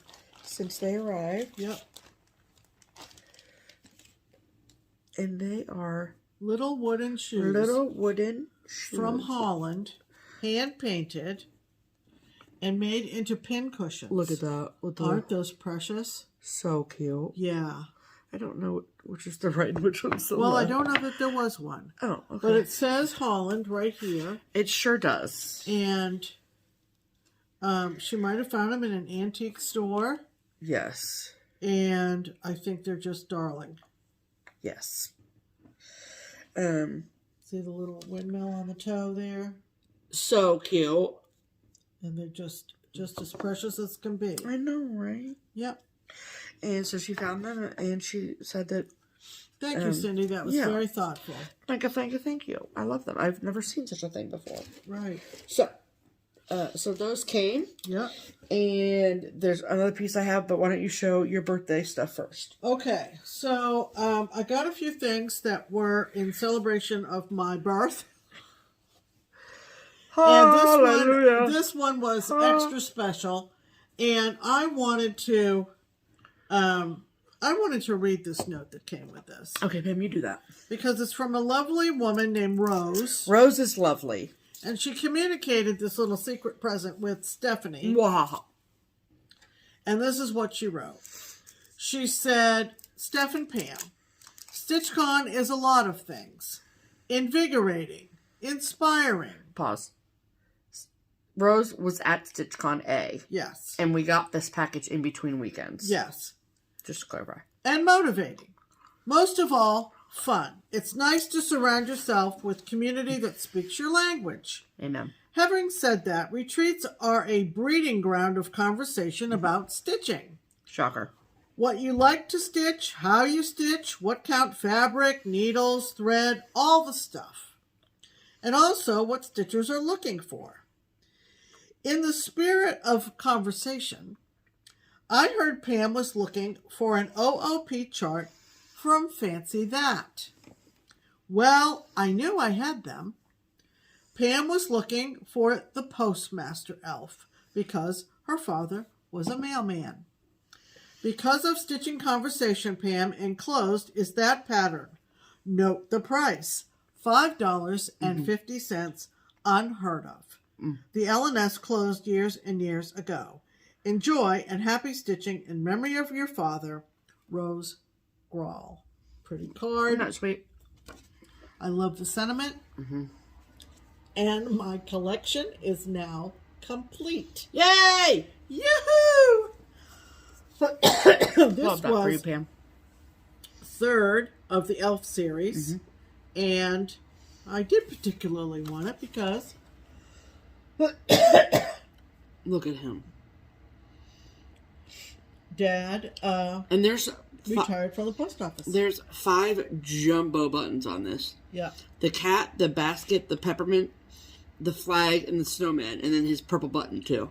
You know, I might do that one first. Okay, Pam. Yeah, I might do that. I think you should. Because, you know, Stephanie got me all the Jabco buttons for all the elves in the series. Yep. And so I am ready to go.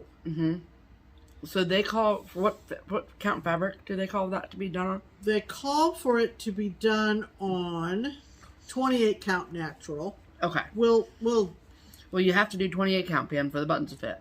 Oh, I do? Yeah. Oh, yeah, especially if those are big buttons. They look weird. They look weird if I did it on 32 instead. That's fine. I'm cool with 28. Yeah, you are. But he is just so darn cute, man. He is very cute. He is so cute. So, I agree with you on that. Thank you, Rose. Thank you. Yes, you made her whole day. I am thrilled to get him. And I have now the complete collection plus Mr. and Mrs. Nick. Yep. All you searchers out there, wink, wink, wink. You can stop searching. I'm complete. Woohoo! Yay. Okay. I also want to show you this adorable card. Look at how that cute card. that is. That's actually insane. And this card actually came from our friend Evelyn in the Netherlands. That's wild. Thank you, Evelyn. And Dear Pam, congratulations. Dear Pam, congratulations. Have a lovely birthday.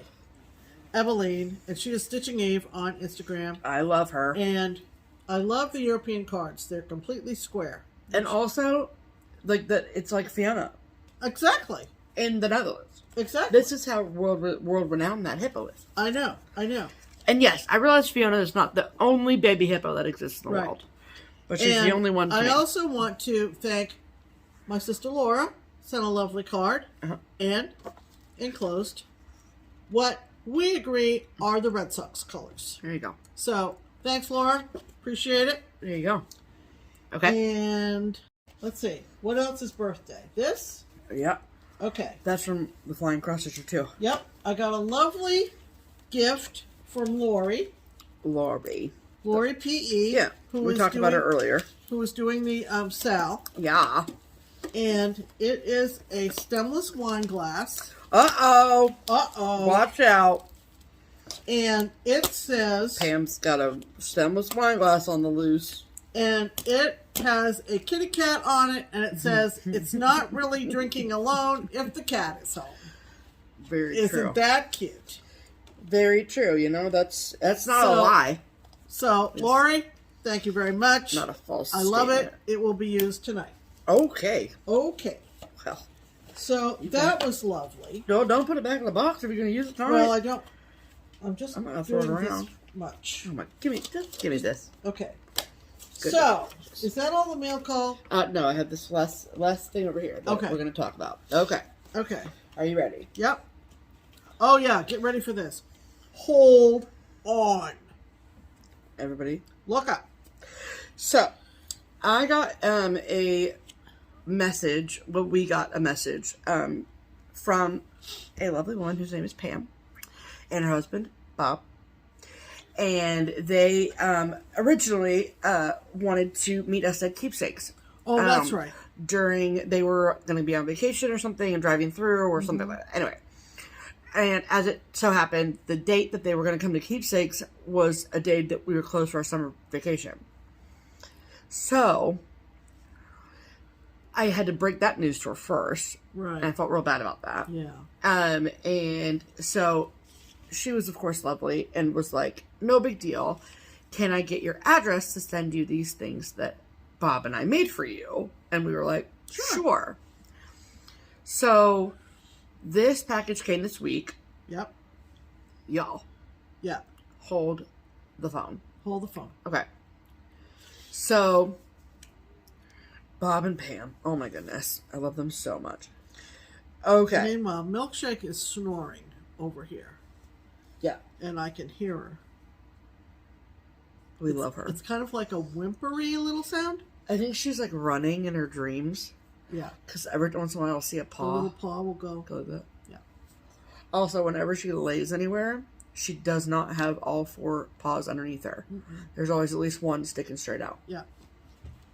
Ridiculous. Okay. So first I should tell you. Yeah. That Pam and Bob do woodwork and like laser wood cutting thing. I don't really know how to describe it. Right. Other than there's a piece of wood and they engrave stuff into it. Yeah, that's all we know. Literally what I know. That's all we know. So, they have a business. It's called P&B Creations. Get it, Pam and Bob, P&B. P&B Creations. They have an email address. They have a phone number. They have an Etsy shop. Laser engraving is what it's called. Okay. Yeah. It says on there. So this is a magnet thing that they sent us. I'm not comfortable giving her phone number out on YouTube. Right. So if you would like her phone number or their phone number, just reach out to us and we'll share that. But I will share her email address and business information in the box below. I'm covering up the phone number, but it's a wooden thing with magnet. With a magnet, and under my tips of my fingers is the phone number. Right. So you're gonna want to bookmark. Yeah. The Etsy shop. Right. So, they make a whole slew of lovely, lovely things. Right. And they engrave a slew of lovely, lovely things. Yes. Amazing. And it all came very, very, very well packaged. Yes. So, they took the artwork, right, the caricature, that Randy Turner designed for us. Mr. Heart and Hand. Yeah, Mr. Heart and Hand. And it's on our business cards. It's on our two heads. It's on our t-shirts, like, you know, that. So they took that and put it on a bunch of stuff, and love that. And so the first thing is a corner gauge. So 1, 2, 3 inches. Yeah, love that. Yep. They sent us 2 of those. Yeah. They also sent us 2 thread keeps. And as you can see, everything is wrapped in plastic, or it's in a plastic bag. Yep. So it's all nicely preserved. Yep. There we go. Okay. Got 2 of those. Then they made lovely wooden needle minders. Yep. With the good magnets. Yep. With the good magnets.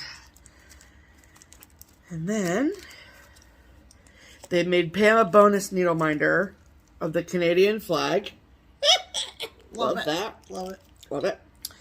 And then they made a set of floss drops. Wooden floss drops. 1 set for each of us. So you show yours. Okay. So mine has a lovely fob on it. Red, white, and blue. And the American flag. Yeah. And then there is a 1, 2, 3, 4, 5, 6, 7, 8, 9, 10. 10. See, and they're all lettered. Yep. Which matches the thread keep. Okay, so which is also lettered. A to J. Yeah. And then all the A to J, sorry. A to J. So each of them has sort of a Pam themed patriotic image on it. So there's a flag, 1776, 4th of July. Love that one. Yeah, that's 4th fun. of July. 2 little kids at the fireworks. Liberty Bell. Love that one. You should use this for your Sal. I should. Another flag. Repeat of all of them. Yeah. So 2 sets. 2 sets, and you can see they're about that thick, about an 1/8 of an inch thick. Yep. And they also gave the ring. And the ring came with. Yep. And then my set of floss drops, ring, same number of them, and then mine was cat themed. And they were so sweet. And she was like, I hope you don't mind, but we used some of the images you posted on Instagram. So that's Mosey. Yeah. How freaking cool is that? Yeah, that's Mosey for sure. That they can do that. I know. So then they did that one, and then that one that says Crazy Cat Lady. Yeah. And she's really loud. I really hope that you guys can hear her. And then a little Halloween cat. If you hear a little mew, mew, mew, that's her. That's Milkshake snoring. Cat hanging from a tree. And the cat. Yeah. And then there's another picture of Mosey. Yeah. How freaking cool is that? I just think that's so neat that they can do that. And then they're all just a bunch of other pictures of cats. That's just amazing. I know. So the reason that we so as we're opening this package, right, and both Pam and I are like, this is amazing. These are amazing. This is incredible. Oh my gosh, these are so nice. Right. Pam said people would love to have these. I thought. I was like, oh, I think people would buy them too, Pam. So of course I reached out to Pam and I thanked her profusely 1,000 times for all of the wonderful things. Right. And her husband. And I was like, you all are incredible. Thank you so much. Also, Pam had this thought, and it was not like this big thing we talked about. It was just kind of a thing that Pam mentioned. And I was wondering if maybe you would want to offer these en masse to our viewers. Right. And I'm like, just think about it. I don't need an answer now. If it's more than you want to take on, then like that's no cool big too. deal. We just We just thought about it. And she immediately came back and she was like, absolutely yes. And she was like, this is what we're going to do. So, this is what we're going to do. So, it's not going to start till August. Right. So, they're on vacation right now. And when they come home from vacation, they need time to, like, prep some things. Which makes sense. Yeah. So, as far as I know, they're going to have everything that we showed here available, except the floss drops are going to be Pam and Steph floss drops. So there's going to be like things with our sayings on them. So things like cuz math and happy finishes everyone and Stitchers Unite and the things that we say. All the things that we say, all of our taglines, if you will. Yeah. So there'll be pictures of my cat. You know what I mean? Right. So they will be Pam and Steph floss drops. But like the corner gauges, the needle minders, the thread keep, all of that stuff will be available. Yeah. So, very exciting. Yeah, absolutely. She said that they will be available in her Etsy shop. Right. Starting August 1st. And they're going to be on sale the whole month of August. The entire month of August. Whole month of August. And their Etsy shop is called P as in Pam, N as in Nancy, B as in Bob, Making Memories. That's what you need to know. PNB, Making Memories. Yep. Yep. I will, so of favorite course, that Etsy shop. Yes, yes, yes. So, if you're interested. Yes. PNB Making Memories. Yep. And so I will put all the details of the stuff that will be available in the description box below. Right. Including a link to the Etsy shop. Right. So I don't know if they're open right now because they're technically on vacation. Yeah. But you can still bookmark the page or favorite the shop or what have you. Ask to be emailed when they're back. Yes. From their vacation. Absolutely. Yes. That's a good idea too. The case with that. Sure. So they do a ton of stuff. So if you are looking for other engraved items that's not Pam and Steph, reach out to them too that on Etsy and that'd be great. Yeah. So P&B Making Memories, we're so excited. Yeah. We hope that you guys are interested in purchasing them and supporting this really great small business. So absolutely. So yeah. Fantastic. And a huge thank you to Pam and to Bob and for doing this and all of the things. So I can't wait until we can actually meet in person. Right. When Keepsakes is not closed for the holiday. Yep. So, okay. We saw for the first time in the wild at StitchCon the Just Keep Stitching tote bags. Oh, yeah. We hadn't seen them. We had not. In person because we didn't purchase one for ourselves. Right. And, of course, they're from we deal with custom ink for that kind of thing. Sure. And I was very pleasantly... Not surprised. Not surprised, but I was very pleased with the quality of those tote bags. Oh, yeah. And we saw probably half a dozen people with them. My sister, Laura, who sent me the floss for my birthday, she said that it was good quality, but still it was good to see it just know that that was as good a quality as the apparel that we had sold before. So just a sidelight on that. Yes, absolutely. Okay, so that is all the mail call. Okay. So now we're on to haul. Okay. So, hold please. Okay. All right. We're back. So we're back to haul now? Haul, that's where we're at, Pam. That's where we're at. Who's starting? You're going to go first. Okay. A few small things. I picked up this off of eBay. It's a shepherd's bush chart only. And it's called Thoughts of Halloween. I picked it up off of eBay. And it's a cemetery scene with a moon button. Love it. And I thought it was really cute. I also very much like the mats. Yeah. Yeah. It looks like a spiderweb kind of. Well, it was done from Jill Rensel. So So I picked that up.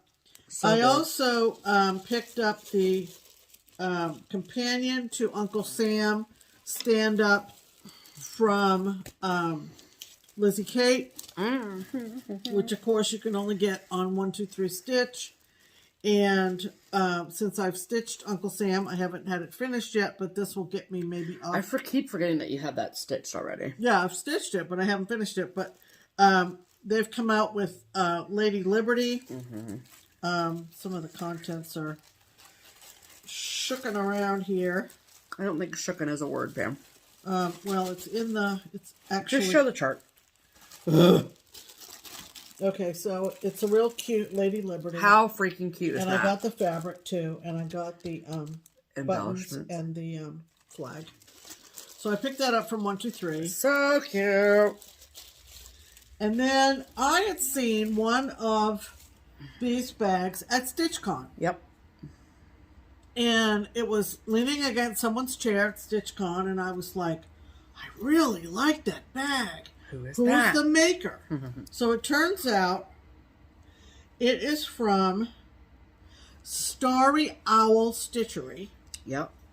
And I immediately went to the Etsy, and wouldn't you know, she had two in her Etsy shop, and this one was called Summer Picnic Bag. What are you making a face for? It's beautiful. Oh, yeah. I have not actually looked at it up close. Okay. So look at all this individual quilting that's done in this bag. That's bananas. Yeah. And a cute little owl, zipper pull, Starry Owl. Get it? It's completely square, as far as I can tell. The project bag? Yep. Yeah. And strawberries on the inside. And so I think it must have been an A, because I ordered it between StitchCon weekends. Yeah. Cherry. Freaking cute. On the back. Starry Owl. And her name is Tara. Hi, Tara. She's on Etsy. And so cute. So I ordered it, right? I see it. It's a lot of stitching in this, so it's you pay for what you get. Say the word. All right. So, not cheap. This is what she wrote in the enclosed card. Thank you. She said, Pam, thank you so much for your purchase and for supporting my little shop. I hope you love your summer picnic bag, and thank you for allowing me to send an extra. Yes, she sent an extra. So, I actually have two. I don't need two. So, this is... So, full disclosure, she did wrap it in tissue when she sent it. Yeah. But we didn't know what it would look like, and we wanted to show you guys. Well, we didn't know that... They were going to be the same. They were going to be identical. But they're not identical, are they? Or are they? Yep. Pretty much. They're pretty much identical, yeah. So, I mean, we unwrapped it. Sorry, not sorry. But, anyway, this is what we're giving away this week, people. This is a StarryOwlStitchery from Tara project bag. They all have the owl zipper pull.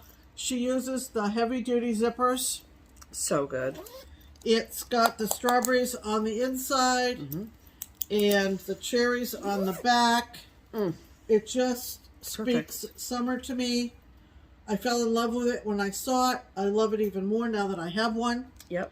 What are we going to... I know. What are we going to use for a word? What word? It's your giveaway, technically. Okay, it's my giveaway. So, wait. Do that all the time, please. No. So, giveaway on this channel. Yeah. You must be subscribed to Just Keep Stitching. We will check. Yes. Also, do not use the word giveaway or free or gift or, I mean, I guess you could say gift, but don't say free or giveaway. Especially not giveaway. You must be 18 years of age or older to enter. This is open to anyone. Doesn't matter where you live. Right. And in order to enter, you must leave a comment below this video. Yes. And in your comment, you must use the word picnic. Picnic. How do you like that? Picnic. To be entered. So we would like it if you would use it in a sentence. Just, show a little bit of effort. Oh, sorry. That's fine. We'll wait. Yeah, I'm done. And, I mean, you could technically just put the word picnic, and that would be an entry, but put it in a sentence. You know, we use the I random comment picker, so... I like picnic. I like to have a picnic. And it's not picnics, it's a singular picnic. I've never said picnic so much in many times. So much more. So, okay, we will pull a winner next week. Okay, next week. Okay. Love that so much. Put it back. Nope. I'll put it up here. It's fine. I got plenty of room. Okay.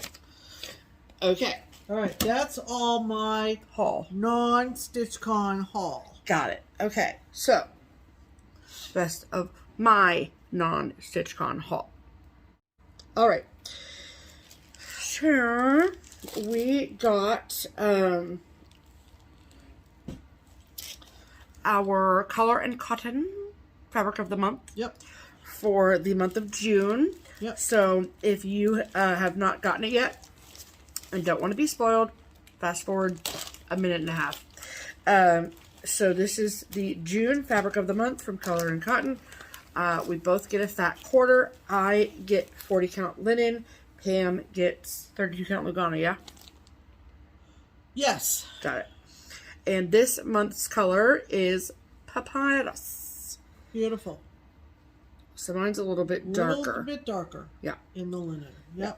But holy guacamole, people. Just beautiful. We love Color and Cotton. I love it so much. Yep. Thank you. There you go. Thank you. Okay. All right. Next is, my only other piece of haul is a project bag. Yep. And this project bag came from Stitch Folk. Yep. So somehow, yep, the project bag gods, yes, were shining down upon me. Yes. When these bags went live. Yes. Because they went live and then they were sold out in less than a minute. Uh-huh. And so I'm sure that this was also in someone else's cart and I just happened to check out faster. That's right. So that's just what happens. That's right. And I am so very sorry for that. Yes. But I'm also not sorry. Not sorry.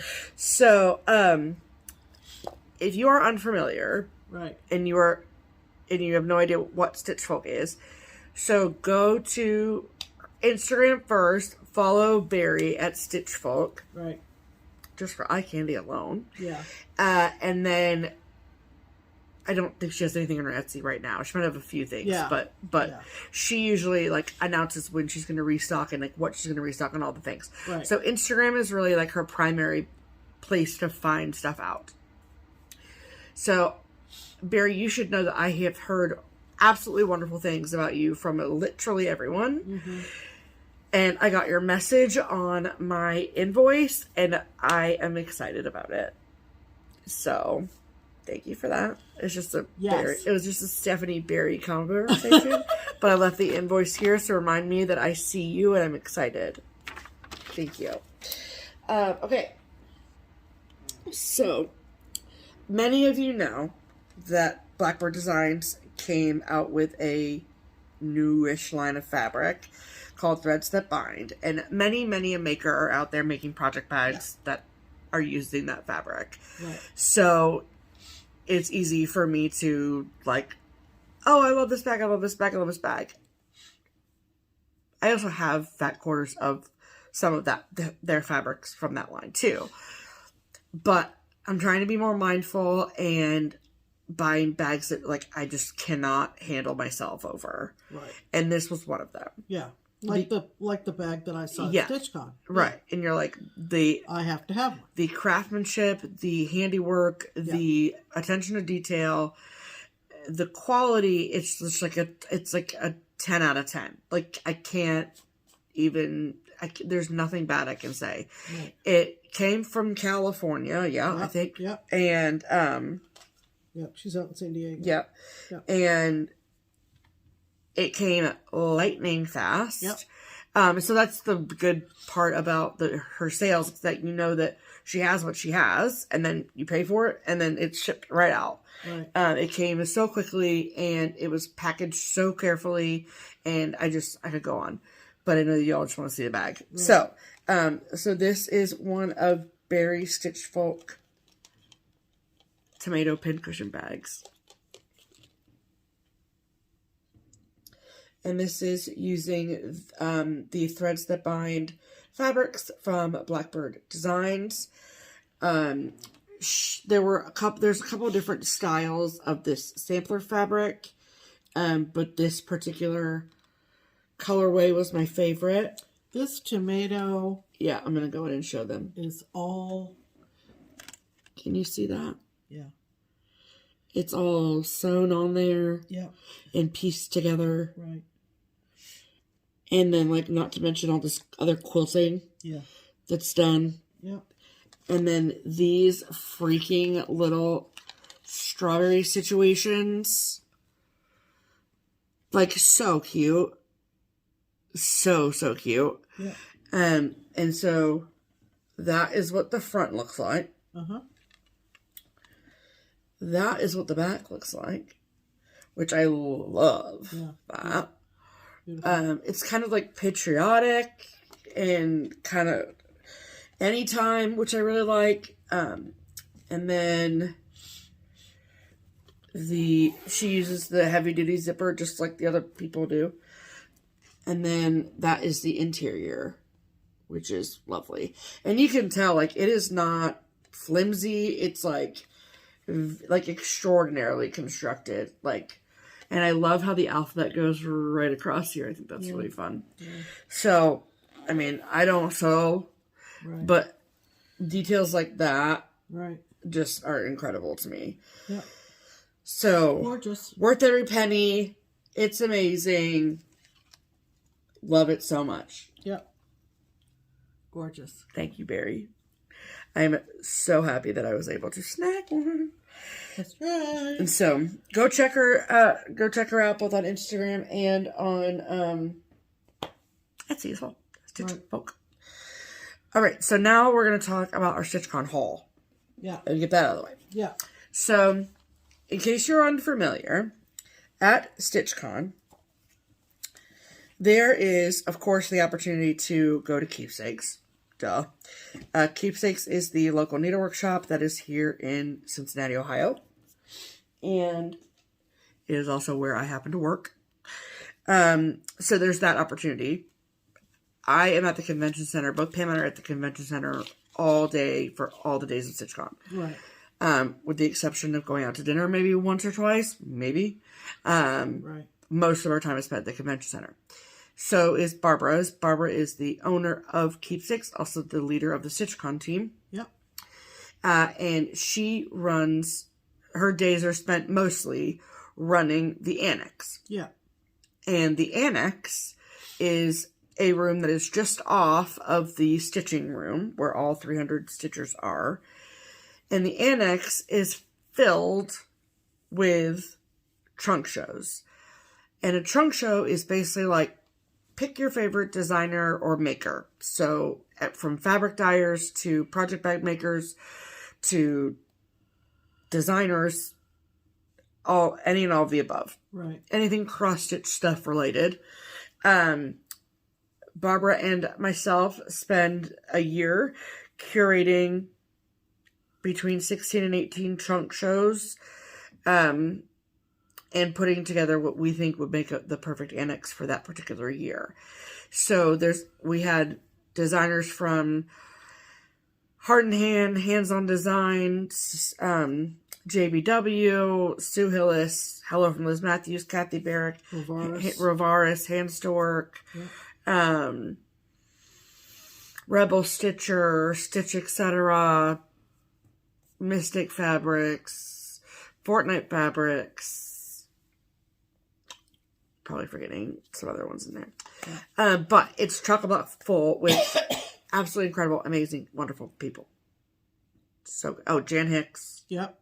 So, all these things from like designers that you know and love to maybe designers that you haven't heard of or that we're trying to get their face out there. Right. StitchCon is a FlossTubers and fans focused retreat. Right. So if you are a designer who also happens to have a FlossTube channel, then that's maybe somebody that we'd look a bit closer at. So all these things, you know, people have asked me over the years, like, how do you decide what trunk shows you have? Right. And it's obviously changed over time because when we first started, it was us going to people being like, hey, we're doing this event. Would you want to send a trunk show? And now it's less of that and more like, can I send a trunk show? Yeah. So the dynamic has changed a little bit, which is fantastic. But we have a much bigger variety of people to pick from, which is always great. We love options. So Barbara is the person who handles all of the final decisions on trunk shows and all of that kind of stuff. So I usually don't go in there myself to shop until Sunday. Yeah. Because I'm like, let the people who don't normally have access to such a variety get all the goodies. Yeah. I mean, we're right here. Exactly. We can get it any old time. I work at a needle workshop. Yeah. So like I can get the things, right? Yeah. So like so many people throughout both weekends that are like, I've never been to an LNS. I don't have an LNS. I've never been to a retreat. I've never been to a trunk show. Let them have first dibs. Go, absolutely. Please. Go. It's fine, really. So, but on Sunday, it's open for like 4 hours. Right. I'm only down there for the 2 of the 4 hours it's open because it opens at 8, and you know my butt is not coming down there at 8 a.m. Yeah. So then I go in there and I just like peruse, right? And so I did pick up a few things, and as did Pam as well. Yeah. So, and I do not have any video of the annex. Yeah. And I am so sorry for that. Yeah. But I know that there are people that have it somewhere. Yeah. So, yeah. We'll talk about that. Right. Okay. So, Kathy Barrick. And I got that for you, unless you want it to be for me. Okay. Cool. So, one of the trunk shows are from Kathy Barrick. This is HL's Moth. I saw someone stitch this, and it was on the brag table, and that's what made me buy it. Yeah, that's what it'll do. So it wasn't, I mean, I've seen this model before. Sure. It was someone else's version of it, and I was like, well, dang it, fine. Guess I'll buy it. Yep. Twist my arm. Yeah. We also had Primrose Cottage as well, and this is so cute. Happy Independence Day. Look how freaking cute that is. It's super cute. I love the font. And yes, I even like the bunting. I know, you're all shocked. Who's making... Yes. Okay. Then, this is, again, I happen to be one of the trunk shows that I unpacked. So I saw it. And it's from Hands On Design. And it's called A Waffle Lot. And it says... Love you a waffle lot. And so this is the front, and this is the bottom. Yep. Super cute. Adorable. Yep. I'm obsessed. It's so cute. It says, Waffles and Valentines, a new Hallmark moment classic for the day of hearts and love. I say make it a useful pincushion to be displayed and used year-round. So freaking cute. Yep. Love it. And then, again... saw the model, had to buy it. This is because this picture is literally blurry. So like to see the model made all the difference in the world. I promise you it's worth it. And this is from Hands to Work, and it's called Ann Roberts. But you saw the model. Yeah, so that's not just our camera not focusing, that's just the actual picture on the cover is not the greatest. But the model is stunning. Oh yeah. Wow. That house is amazing. Not even focused. Yeah. That's funny. But the house is really, really pretty. There's 1,000 colors in it. Yeah, I see that. And I'm really, really excited about it. And then this is the new release from Heart and Hand. Oh my goodness gracious. This is her new Doodles Halloween. We at StitchCon got the first access to it. Okay, can we just talk about that Frank? Just look at the Frank. Yeah. I know. I love him so much. Too cute. I love him so much. Okay, and then one of my favorite bag makers is Beth B, Bags by Beth B. Right. She sells her project bags at Craft Gallery. Right. In Findlay, Ohio. So we see them all the time. We also know Beth. Personally, her sister lives in the Cincinnati area. So anyway, we've known Beth. We're pals. We're pals with Beth. It's great. And so she made some bags, sent them along, obviously. And I saw this and I ran to it. Yes. So this is the front. Yep. So it's a vinyl front. Vinyl front. Yep. With a handle. Yep. And then, yeah. Yep. Yeah. Yeah. Look at them. Look at all the foxes. Just beautiful. And I picked this up and I went like this. Yeah. And I went, how is this bag still here? Right. Right. And Barbara said that because she just reshopped it. Wow. So someone had held it in the annex and never came to get it. Oh. Wow. And so I got it. Lucky for you. Lucky for me. So that was the shopping that I did in the annex at StitchCon. So what shopping did you do in the annex at StitchCon? Well, you know, I don't need a darn thing. Nope. So I don't buy like I did years ago. No. But every once in a while you do. Every once in a while. Well, Fortnite, Derek and Christian sent a trunk show. They did. And we love them so much, and we miss seeing them. And I am just magnet to blues. So this is Blueberry Cobbler. Plus it's called Blueberry Cobbler. I know, and I got the whole yard. 32 count Blueberry Cobbler. Love that. I mean, It's I beautiful. just love it. Bought the whole yard. You should. It's beautiful. Okay, so that was the only fabric that I bought. Okay. I also got the 2022 StitchCon design from Sue Hillis. Mm-hmm. Now, is this going to be exclusive to Keepsakes? Yes. I would think so. So it is exclusive to Keepsakes. It is exclusive to Keepsakes. Yeah. This is as precious as can be. Mm-hmm. And it is just called StitchCon. Mm-hmm. And look at that. I Pretty don't good. know anybody who was at StitchCon who wouldn't appreciate this. Mm-hmm. The house, the bus, the cat, the scroll frame. I mean, it's just precious. Mm-hmm. Tomato pincushion, all the things. All the things. So this is from Sue Hillis. Mm-hmm. It's exclusive to Keepsakes now. Yeah. Right? Yes. Friends, new and old, sharing a common thread. What? I hate that the price tag is right in the middle. Well, I didn't put it on. Well, I know that, Pam. Okay. But yeah, so this is exclusive to Keepsakes. So if you want it, yeah, call Keepsakes. Or if you came to StitchCon and you missed seeing it, or you forgot to pick one up, just call. Yeah. Salty Stitcher is a new design company from my friend Christy, who was at our friend Christy. Okay, our friend Christy, who was at my table in 2021 and brought her mother this year. Oh my gosh, her mother! All the way from Miami. Oh my God! And Christy's from California.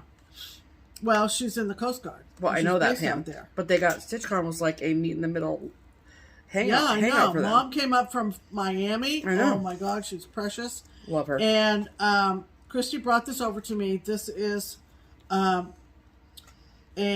oh, she didn't buy that? Inaugural. No, I didn't, but it was in the pile. So Christy gave this to me. It's called Moonlight Sail. It's pretty. From Christy at Salty Stitcher. Yeah. Love it. Mm-hmm. She handed it to me. She said, "You're the first to get it." Oh, wow. I'm the first to get it, people. Because, you know, Christy and me, we're pretty tight. I mean, she was your friend first. I'll give you that, Pam. That's right.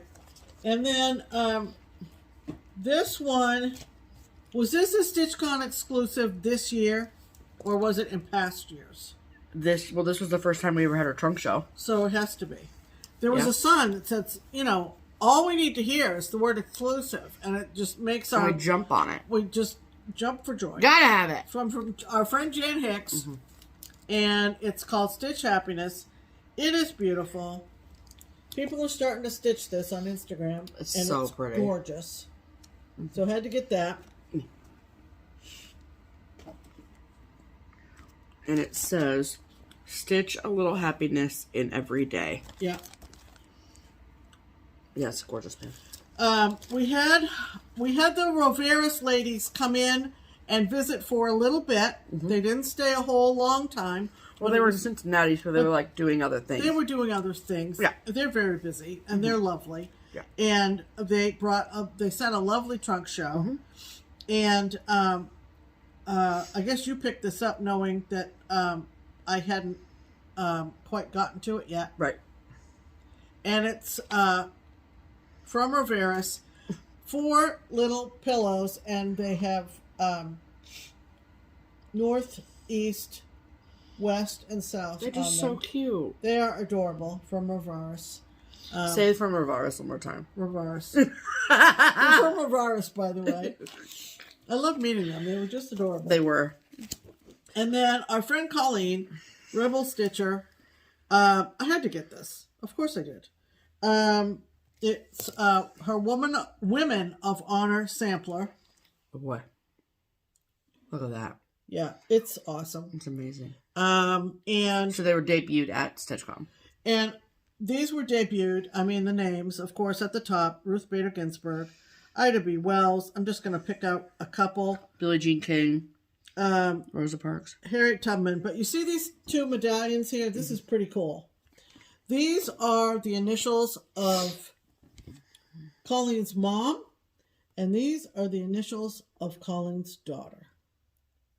And I just think that is incredibly cool. Incredibly cool. And then what do the words say at the very bottom? It says the most common way people give up their power is by thinking they don't have any. There you go. And it's from Alice Walker. So go get this. Go get this. This is amazing. Yeah. Love that, love that, love that. Cool. Yeah. Okay. All right. Was that all the haul? That is all the haul. Oh my goodness gracious. Add to cart. Okay. All right. So we had to reconvene, discuss. So, because this is already long. You've been with us a long time. Yeah. So, we're gonna basically break up our recap into 2 videos, because even with the few things I said that we were going to talk about in this video, I don't want to rush and talk about it quickly just to get through it. We want to give it its due. Right. Sure. So, but there are a few things that we do want to put in this video, and then the thank you card will go in. Right. Anyway. Right. So let's talk about StitchCon really quickly. So, I know we mentioned little bits and pieces here along the way throughout this video, and there have been many a recap that have already been put out. Yes. That hopefully you've seen. Between 12 and 15, I think. Yes. So just like we did last year, we created a StitchCon 2022 recap video playlist that you can find through our channel. Right. So that is on the Just Keep Stitching, channel. So that's there for you to look at. Because the biggest thing that we want to stress is that, like, everyone's StitchCon experience is different. Yep. Because maybe your first year, second year, fourth year, whatever. Right. But ours is obviously unique because we attend both weekends. Yeah. So we know what the differences are between both weekends. Yeah. And we're also helping to run the thing. Yeah. So we get sort of like, it's a behind the curtain view, but also an attendee view. So, neither one of us are singularly just running the thing or just singularly attending. Yeah. We're kind of doing both things. Right. And me, I would say between the two of us, I think I do more active things there.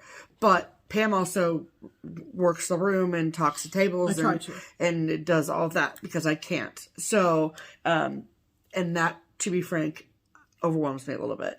So she is way better doing that than me. Right. So, I am.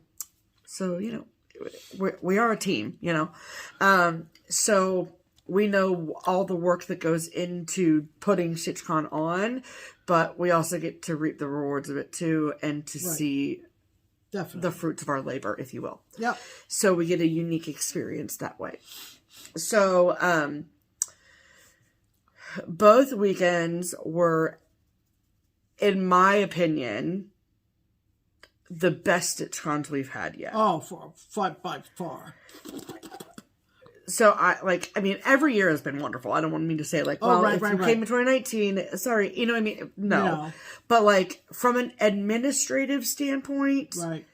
I just feel like, sure, like, did everything go perfectly? Absolutely not. It's life. Right. But on the same accord, the hiccups along the way, I would find it hard to believe that anyone who was a paid attendee saw them. And they were handled quickly, and we just handled what we could handle, and it is what it is. You know what I mean? And so the team works so well together, right. And we have done this before. So, like, this, I think the biggest difference, too, is that this is also the first year that we haven't done something so brand new. Right. So, like, we know the different components. Right. And everybody takes a piece. Yes. And it comes together and gets plugged in almost automatically. Right. And we faced some challenges this year. Sure. There's no question we faced challenges. Yeah, absolutely. We faced challenges during A, in between weekends, and during B. Yeah. But we were able to deal with them. Right. And like Stephanie said, I don't think the vast majority of people even knew that we were handling those things. Which is obviously our goal. And that's the way it should be. Right. I do agree. I think that both weekends were spectacular in their own way. Yeah. And what I mean when I say like that this year was the first year we weren't doing something brand new to us is so like in our first year was 18. Yep.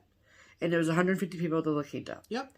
Well, then in 2019, we decided to move it to the convention center and have 400 people. Right. One weekend, 400 people.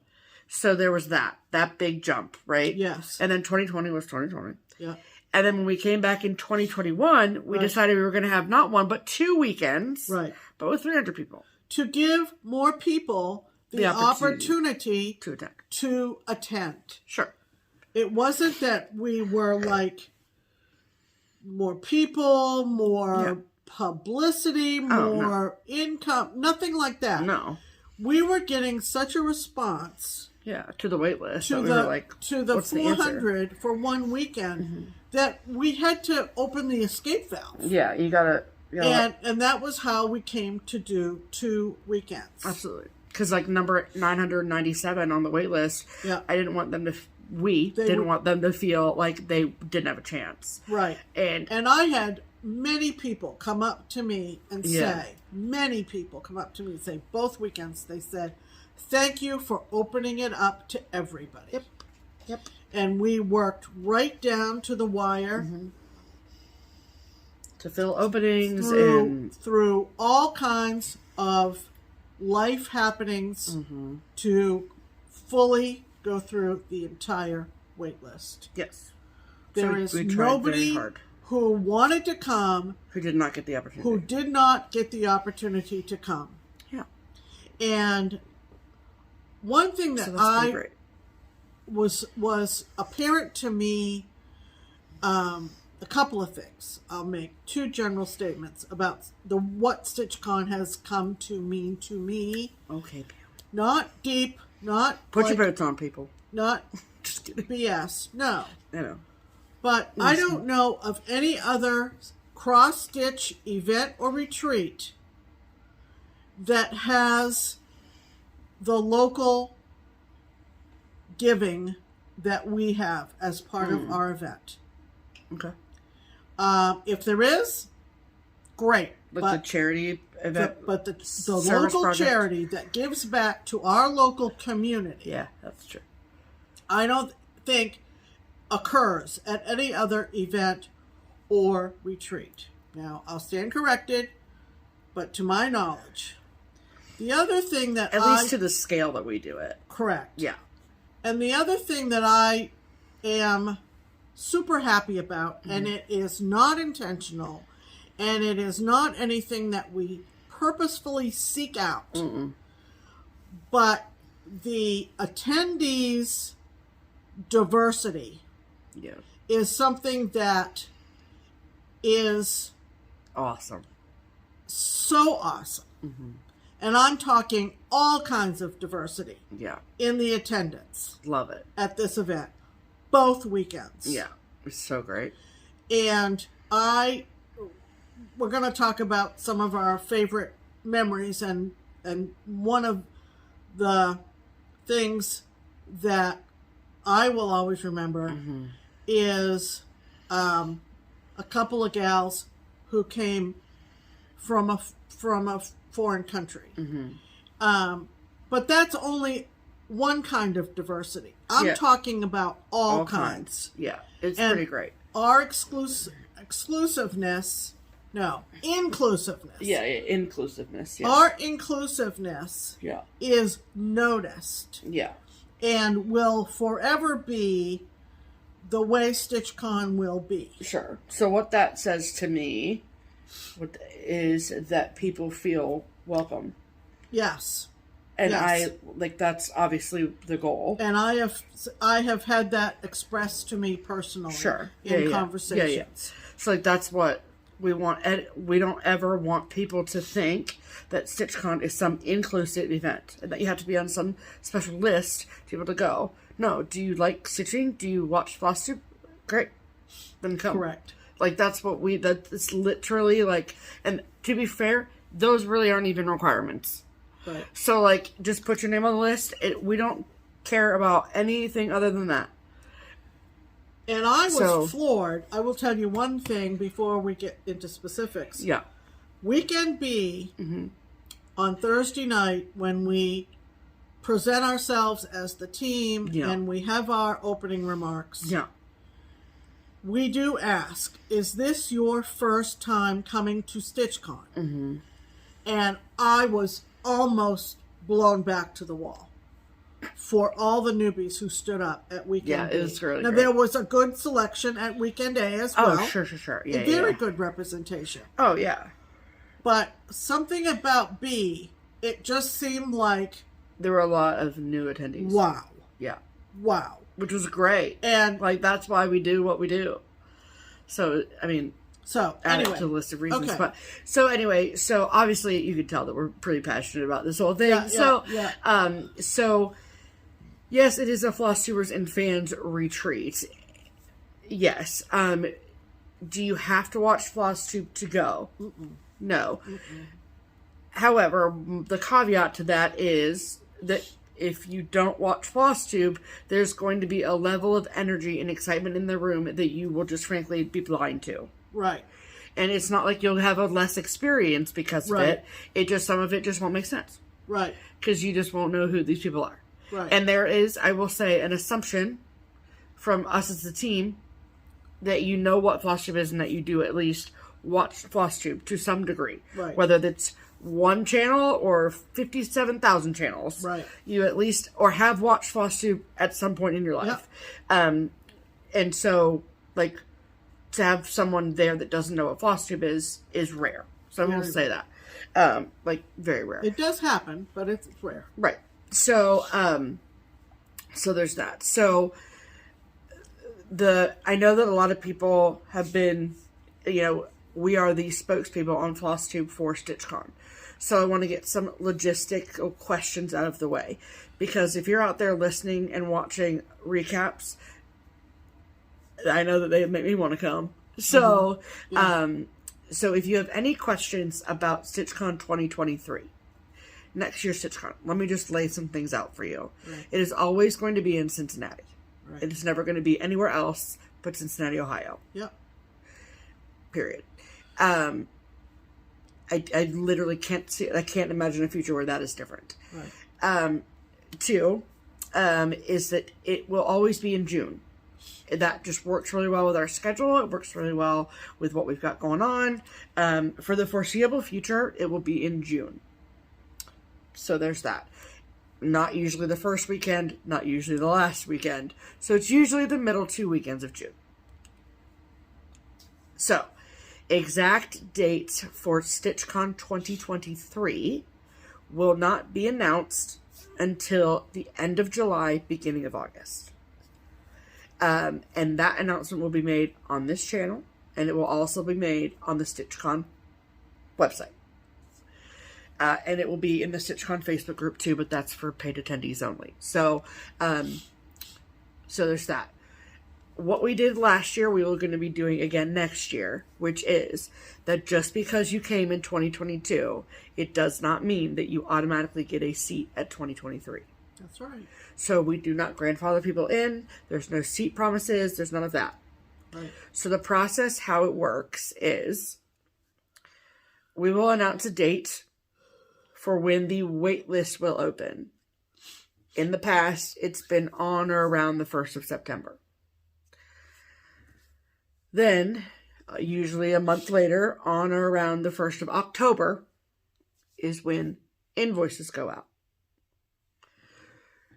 Last year, we opened the wait list at the beginning of September, and Barbara and I had decided what a number was for the number of responses or people on the list.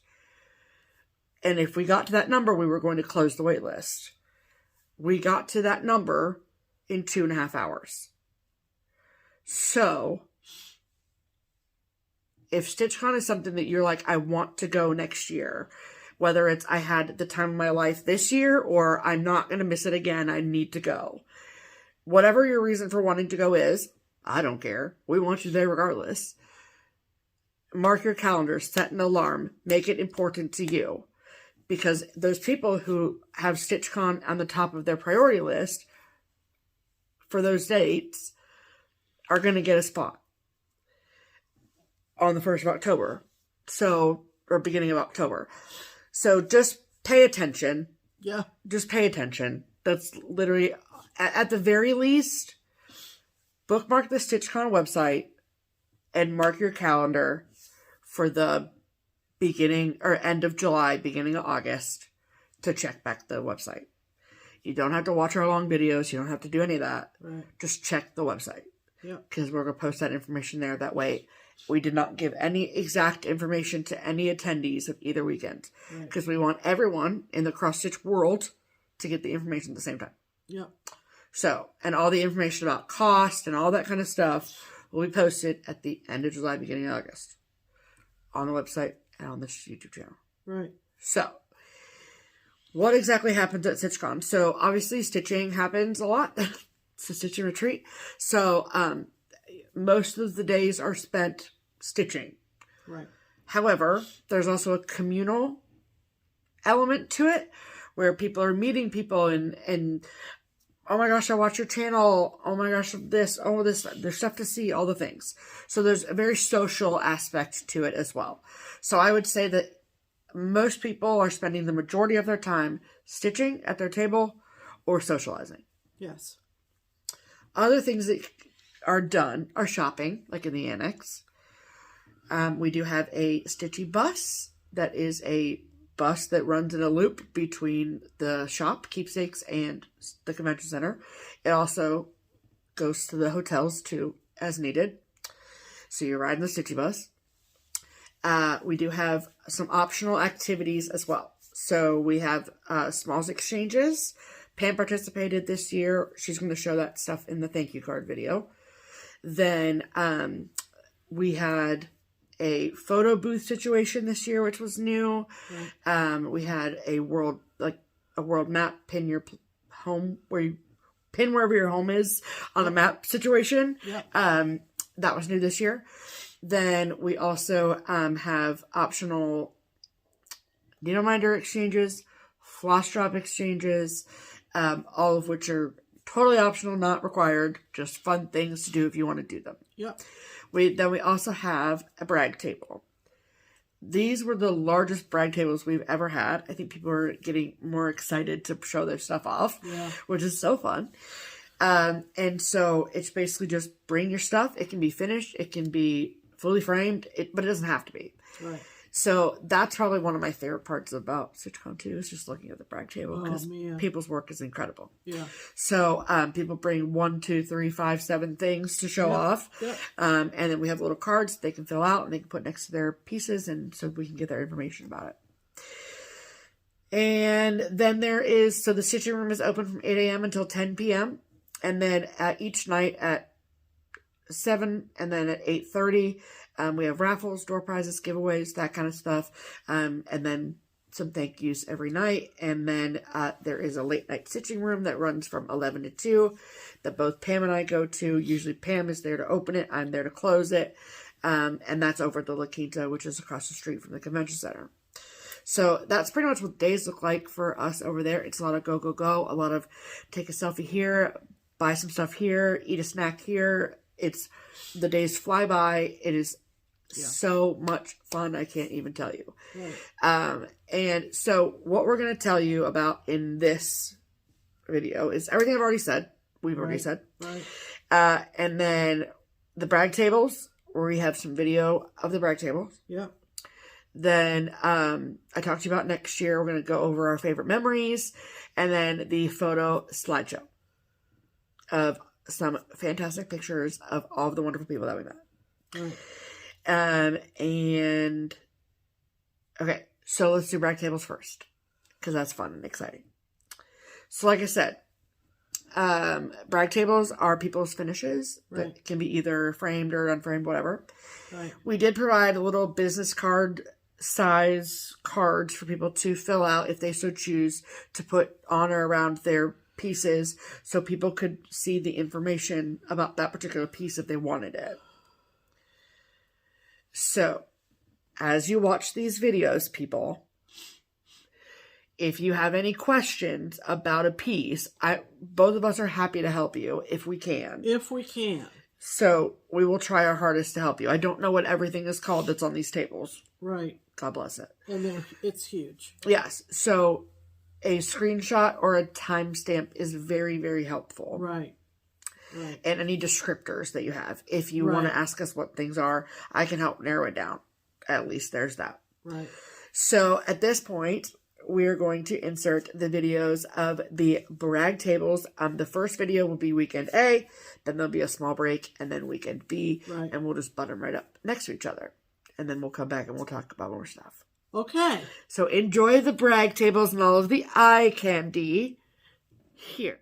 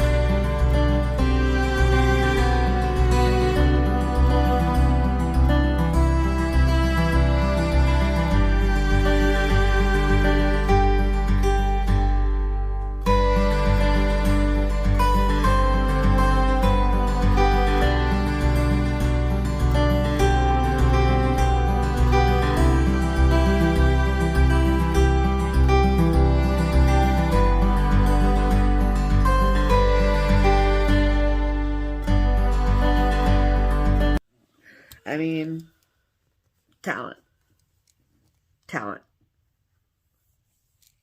What are you looking at me like that for? I don't know. Yes, it's recording. Oh, okay. I was like, yeah, talent. Yeah. Amazing talent. She doesn't think it's recording. Not sure. Okay. Yeah, so brag tables. Okay. So obviously Pam and I just left our stuff up for both weekends. So don't think we stitched it twice and then put it up there. Yeah. Okay, so then let's talk about our favorite memories. So first and foremost, we both met 600 people, 598, roughly. I don't think there's anybody I didn't at least say hi to or wave. Right. I mean, if I didn't speak to you or wave to you, I am so sorry. I don't know what happened. Maybe you don't like me. I don't know. I mean, we tried. Okay. I mean, between her selling raffle tickets, and me walking around, I told her and I told a couple of people that my goal was to hit every table in that room, and there were 50 some odd tables in the room each weekend. Yep. And it was a lot. If I missed a table, I didn't mean to. No, she did not. I swear. So what are we talking about? Our favorite moments. Oh, favorite moments. What I was saying was that every conversation that I had, every selfie that I took, every hi, hello, interaction that I had, I loved. There was not a bad interaction that I had. Absolutely. So I don't want anyone to think that, like, if we don't say your name or something, then it means we didn't enjoy meeting you. Oh, right. That's not the case at all. Right. It's just there's a lot of people, a lot of names, and to narrow down what our favorite moments from each weekend is very hard. Right. But I forced Pam to do it. What does this mean? Under the table. Okay. Thank you. No problem. It'll make more sense in a minute. So, out of all of, and what's also, we talked about this yesterday, Pam and I did, is that we had two very different StitchCon experiences. Pam and I did. Absolutely. Because very rarely were we together. Right. Anyone that was at StitchCon can tell you that. Right. So, like, Sunday we're together, and Thursday night we're standing together. That's about it. And in the late night room, we're maybe at the same table, but probably not. Not necessarily. Correct. So, like Pam mentioned, I'm selling raffle tickets the majority of the weekend. Right. Outside of the stitching room. Right. Or I'm running the smalls exchanges. Pam's working the room. Right? So, like, we're both doing two very different things. Yeah. We're both having conversations. So, anyway. So, it's interesting because my StitchCon favorite moments are different than Pam's because we had two very different StitchCons. Yeah. Because we did different stuff. So, my weekend A. Oh, I know what yours is. Don't say it like that, Pam. My favorite moment from StitchCon weekend A was meeting Kefren. Yeah. I'm not going to cry while I say it, but it's just so bananas that I've known her for 4 years. I met her mom in 2019, and Debbie. Hello, Debbie. And I think that, like, if you were to put me and Kefren down on paper, I think that we would be very different people. Yeah, I think you said at one point, we're so different. They're very much close in age. I don't know exactly, but they're close in age. Right. And we're talking about Snug Harbor Crafts, in case you don't know. Debbie and Kev from Snug Harbor Crafts. Mother-daughter FlossTubers. Yeah. And, in fact, I think you said it to Kev one night. You said something to the effect of, your life paths up to this point have been so extraordinarily different. Yeah. And yet, when they met, it was magical. Magical. It was magical. It was It was hysterically funny, but it was magical. So that's your weekend A. Yeah. So, I mean, we're at the point where like we're texting daily, so it's great. Yeah. So So that was out of all of the amazing people and things that happened at StitchCon Weekend A, that was probably my favorite moment. From Weekend A for me was at the late night room. Yeah. When we were sitting around visiting for a bit. Our friend Jean from Florida, originally from New England, had purchased some beer, put it in her room in the refrigerator. It proceeded to freeze. Oh shoot, that's right. We had tried to open it, and it just went everywhere, and it really wasn't drinkable.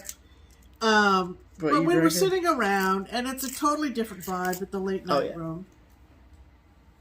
But what I appreciated most about Weekend A, it was also at the late night room, was chatting with the two women who came from Iceland. Mm-hmm. And I'm talking about Erla and Vina. Uh-huh. And they both came from Iceland. For coming from so far away, do you know how far Iceland is? It's a far piece, let me tell you. Hold on. I'm looking it up. Well, keep talking, but I just enjoyed chatting with the two of them. Vina does a lot of model stitching for Hands Across the Sea.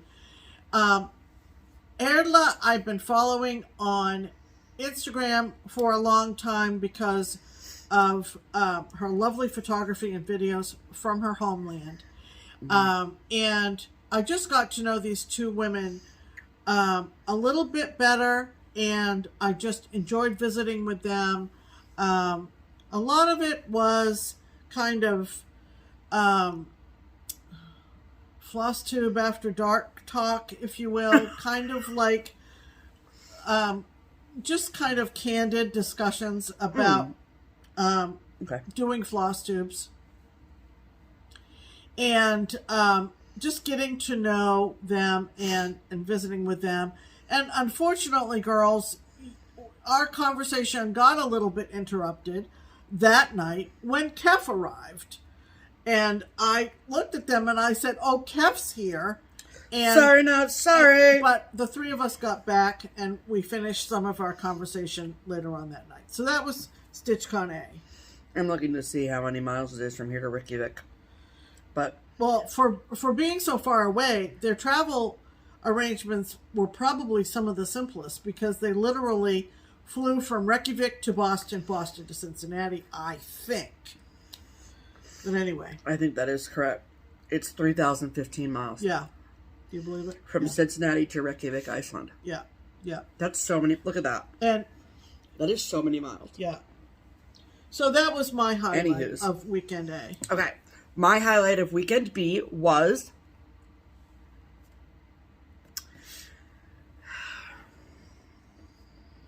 You're just now coming up with it? You tell yours because I just forgot it. Oh my God. Okay, so like we said, I was working the tables and I realized that I hadn't gone over to the table where the Welcome Stitchery gals were. Oh, yeah. Did you remember yours now? Nope. Oh, shoot. But, yeah. Okay, so they were kind of back in an area of the room that I hadn't walked around a whole lot. And I thought, I'm going to go talk to them. So it was Shelley and Justine. Uh-huh. Shelley's sister and two nieces. So there were 5 of them that came down from Blue Earth, Minnesota. They drove. Mm-hmm. Morgan and Shannon. Yeah. Oh, I was doing so good. Morgan, Shannon. Yeah, and the sister, I can't think of her name. Dang it. Sharon? That's not Sharon. No. I can't think. Oh, I remember what my B was. Okay, good. Sorry. So I walk up to their table. And full disclosure, I had given them a heads up because I knew they would all want to sit together. Oh, and yeah. told them to get there early, get in line so they could get a table together because there's 5 of them. Oh, I forgot that you'd said that. And it's 6 people tables. Mm-hmm. And they managed to do that. And they found another single person, and it was great. All right. So watch the recap. So watch the recap. So I go up to the table and hear their version of the story. There's an empty seat at the table. And Shelley is sitting there. Yeah. And I thought, well, I don't know where Justine is at the moment. But that doesn't matter. I sit down, how are you guys doing? And I'm just, looking at everybody stitching. And I said to Shelley, well, where's Justine? And Shelley says, she's under the table. And I went, she's under the table? And Shelley said, yeah, she wanted to kind of, her eyes were drooping. We're all kind of, didn't sleep well, whatever. Didn't sleep well, traveling, the whole 9 yards. And she kind of didn't want to act like a party pooper, but she also didn't want to miss anything. Right. So her option was to curl up under the table and take a little nappy. Because the tables have long tablecloths. Shelley said this to me, and I was like, no. You're like, great story, Shell. Under the table. No more had I said that than the tablecloth is lifted up at my knee, and there's Justine under the table. I thought I was going to lose it. We proceeded to have 30 minutes. A 30-minute discussion about how they got Welcome Stitchery, moved up to Minnesota, and kind of their origin story. Yeah. All their things. Laughing, Justine's laugh. Well, Justine is under the table. She's under the table. She didn't get up. No. God forbid. In the meantime, apparently, they were ready to call in the search parties. The rescue squad. Because nobody could find Pam. Nobody could find me, apparently. I had to get on the freaking microphone. So while I'm talking to Justine, under the table... Because she's bent over like this. So me scanning the room doesn't help because Pam has got her head down. I have my head down talking to Justine under the table. Sorry, I wasn't aware. All of a sudden, Stephanie goes to the microphone and says, in her most serious voice, "Anybody seen Excuse Pam? me, has anyone seen Pam?" And then that whole table was like, "She's right here." She's right here and I was like, oh my God, it was really funny. So that was a really funny moment from Weekend B. Yeah, it was. Okay, so my favorite moment from Weekend B was, there's two that I really can't decide. But I like to pride myself, both of us do, frankly, that we are really the same people in real life that we are on TV. As we're on YouTube. On TV. On TV. We play FlossTubers on TV. Yeah, we do. So she's got her milkshake's got her paw over her eye. She's like, when is this going to be over with? I think this is her first FlossTube that she's watched. I think so. Yeah. She's like, how often does this happen? I don't like this at all. House. I don't like this at all. Nope, I'm good. Okay, anyway. So I like to pride myself on that. Right. And that I am exactly who I am in real life as I am on YouTube. And I mean, I also have a range of emotions too. So I'm human nonetheless. But generally speaking, I am who I am. And I am a type A personality. I'm an extrovert for sure. But sometimes, and I've been told this in the past, that my personality can sometimes come off as a bit intimidating. And probably because I'm also not small. So, I'm not some 5'5" person that weighs 72 pounds. Very much the opposite. So, I just have a large presence in general. It's a nice way to put it. But I would hope to think that if you've watched enough FlossTubes of ours and seen things I've done on social media or whatever, that hopefully that intimidation has died down a little bit. If you were ever at all intimidated. So someone that was coming to Weekend B that I was so excited to meet. Right. Because one thing that I don't love is the fangirl, is like the freak out fangirl. Yeah. Like if you come up to me and you're like, oh my gosh, I'm fangirling, that's fine. It doesn't bother me at all. But like I've had people who have cried before, and it's just like, that's just a lot. Like, pull it together. So, I mean, I appreciate your love, but like, you don't need to cry over me. It's fine. Right, yeah. So I don't like to do that to other FlossTubers because I don't like it when it happens to me. But I was so excited to meet this person. Yeah. And then I start hearing these like little whispers that are like, when are you going to go talk to her? And I'm like, whenever I get a free 5 minutes, why is everyone freaking out? Yeah. And they're like, she's just really nervous. Like, she's just a little nervous, blah, blah, blah. And I was like, that is ridiculous. Right. So, I think it was Friday. Yeah. Afternoon.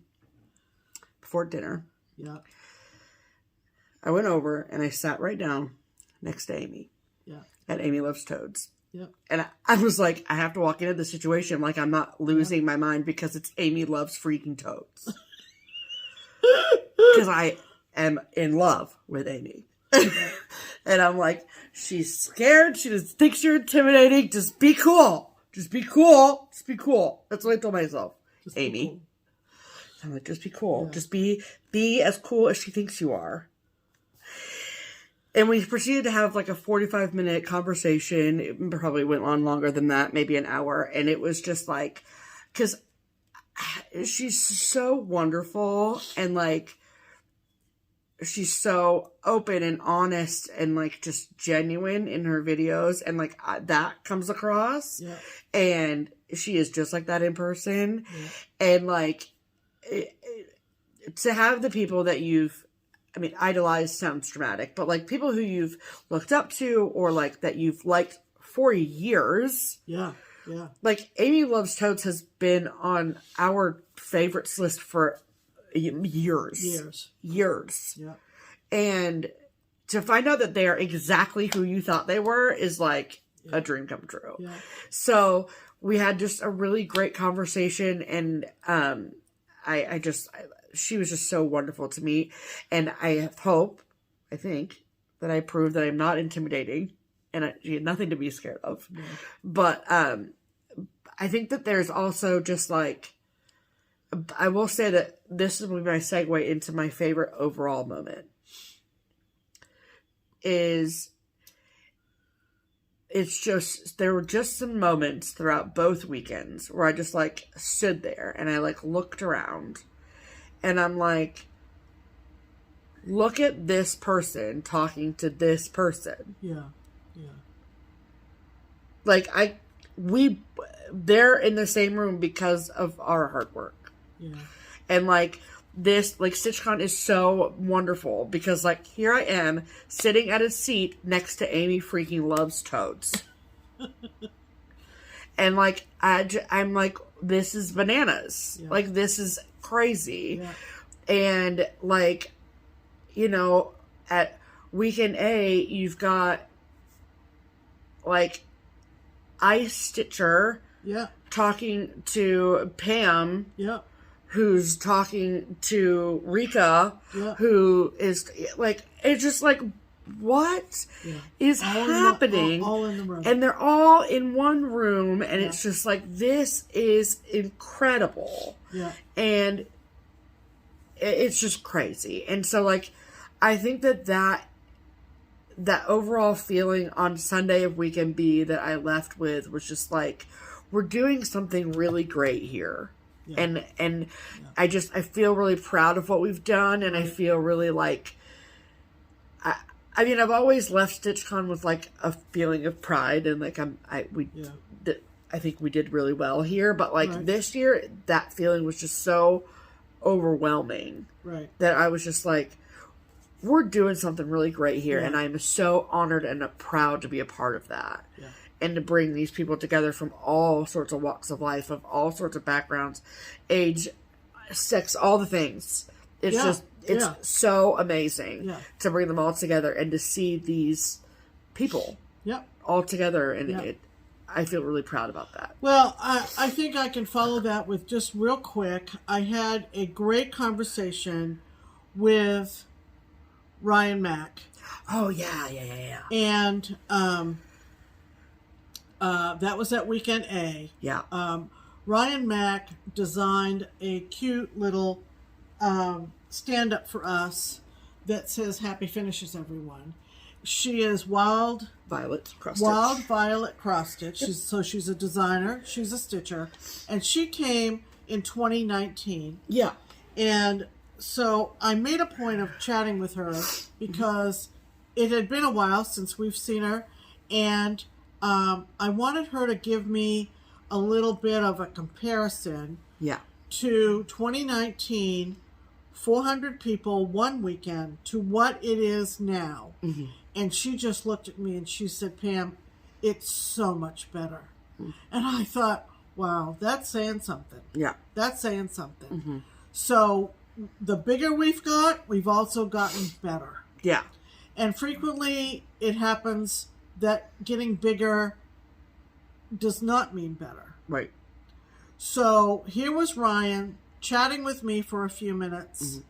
Mm-hmm. And it was really cool. I thought that kind of made me really happy. Oh, with the whole event. Absolutely. Yeah, for sure. Okay, so we could gush and gush and gush for days and days on end. Yeah. We'll probably talk more about this in the thank you card video. Absolutely. That's what I was going to say, was that in the thank you card video, as we go through the gifts from the different people, that I'm no doubt will spark stories and things like that. Yeah. So this is super long. Absolutely. So we don't want to go on for too much longer. So it's at the end of the video. Right. We will put the slideshow of all of our favorite StitchCon photos. Right. So make sure that you stay tuned for that. Right.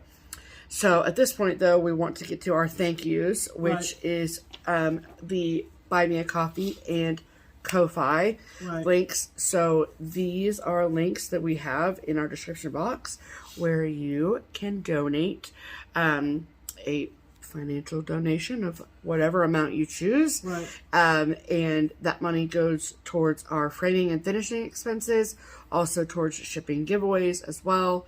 And it is our way of giving you an option to financially support us that is not through ads that interrupt us while we're talking to you. Yeah. So, so that is what seems to have worked for us. So every week we thank all of the wonderful people who have donated to us. And so those people are... These people sent us donations since our last video, and we want to acknowledge those. We don't want to just pass over them. Heck no. They have shown us some very generous support. Yes. And that's important to us. Absolutely. About half of them used Buy Me a Coffee. Another half of them used Ko-Fi or Coffee. Yep. And you're welcome to use either one if you so choose. Yes. No special treatment or content. Right. That is the way we like to do it. Yep. Here. So I'd like to Can I do the first four, please? Please do the first four. Okay, great. Okay. Thank you, Agnes. Thank you, Agnes. Diana. Thank you, Diana. Janine. Thank you, Janine. Paula. Thank you, Paula.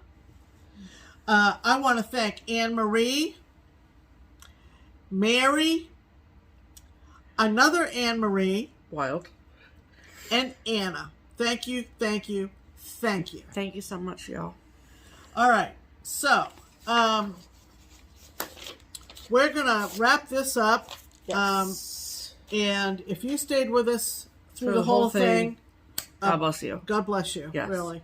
I wish we had a prize to give you, but we don't. And we're going to be back later this week. Yes. With the thank you card video. The thank you card video. And just a reminder, July 1st is the American Trilogy sale from Twin Peak Primitives. We're going to get going on that. And it starts July 4th, right? No, July 1st. Got it. July 1st. Okay. So that'll be before the next video. Yes, it will be. And love I will have started mine, so I'll show you that. That's exciting. Again. And that's going to do it. I do also want to let people know about the upcoming hours for Keepsakes. So, Keepsakes is going to be closed for the 4th of July. It's an extended 4th of July situation. So if you're traveling through Cincinnati during that weekend and you're like, I'm going to stop at Keepsakes, heads up, no you're not. Or you're going to be sadly mistaken. Right. So we haven't posted the hours on social media yet, but we'll do that before it gets too much longer. But Keepsakes will be closed Thursday, June 30th through Thursday, July 7th. So it will close for a week on the 30th, and then a full week, Thursday to Thursday. It will reopen on Friday, July 8th at 11 a.m. Right. Back to regularly scheduled hours. And Keepsakes is planning on doing their 2 Saturdays in July of Summer Stitch. So look for that information to come out within the next couple of days, and how you can sign up before we close, or you can wait till after it's fine. And yeah, that is all I have. So just please stick around for the slideshow too, because I'm going to spend a lot of time on it, and I really hope that you like it. Don't forget, magic word picnic for the project bag giveaway. Yes. And we will see you later with more StitchCon goodness. Yes. Later this week. Yes, later this week. Yes, yes, yes. All right. In the meantime, I'm Pam. And I'm Stephanie. And this is Just keep stitching. A lot of practice. Bye.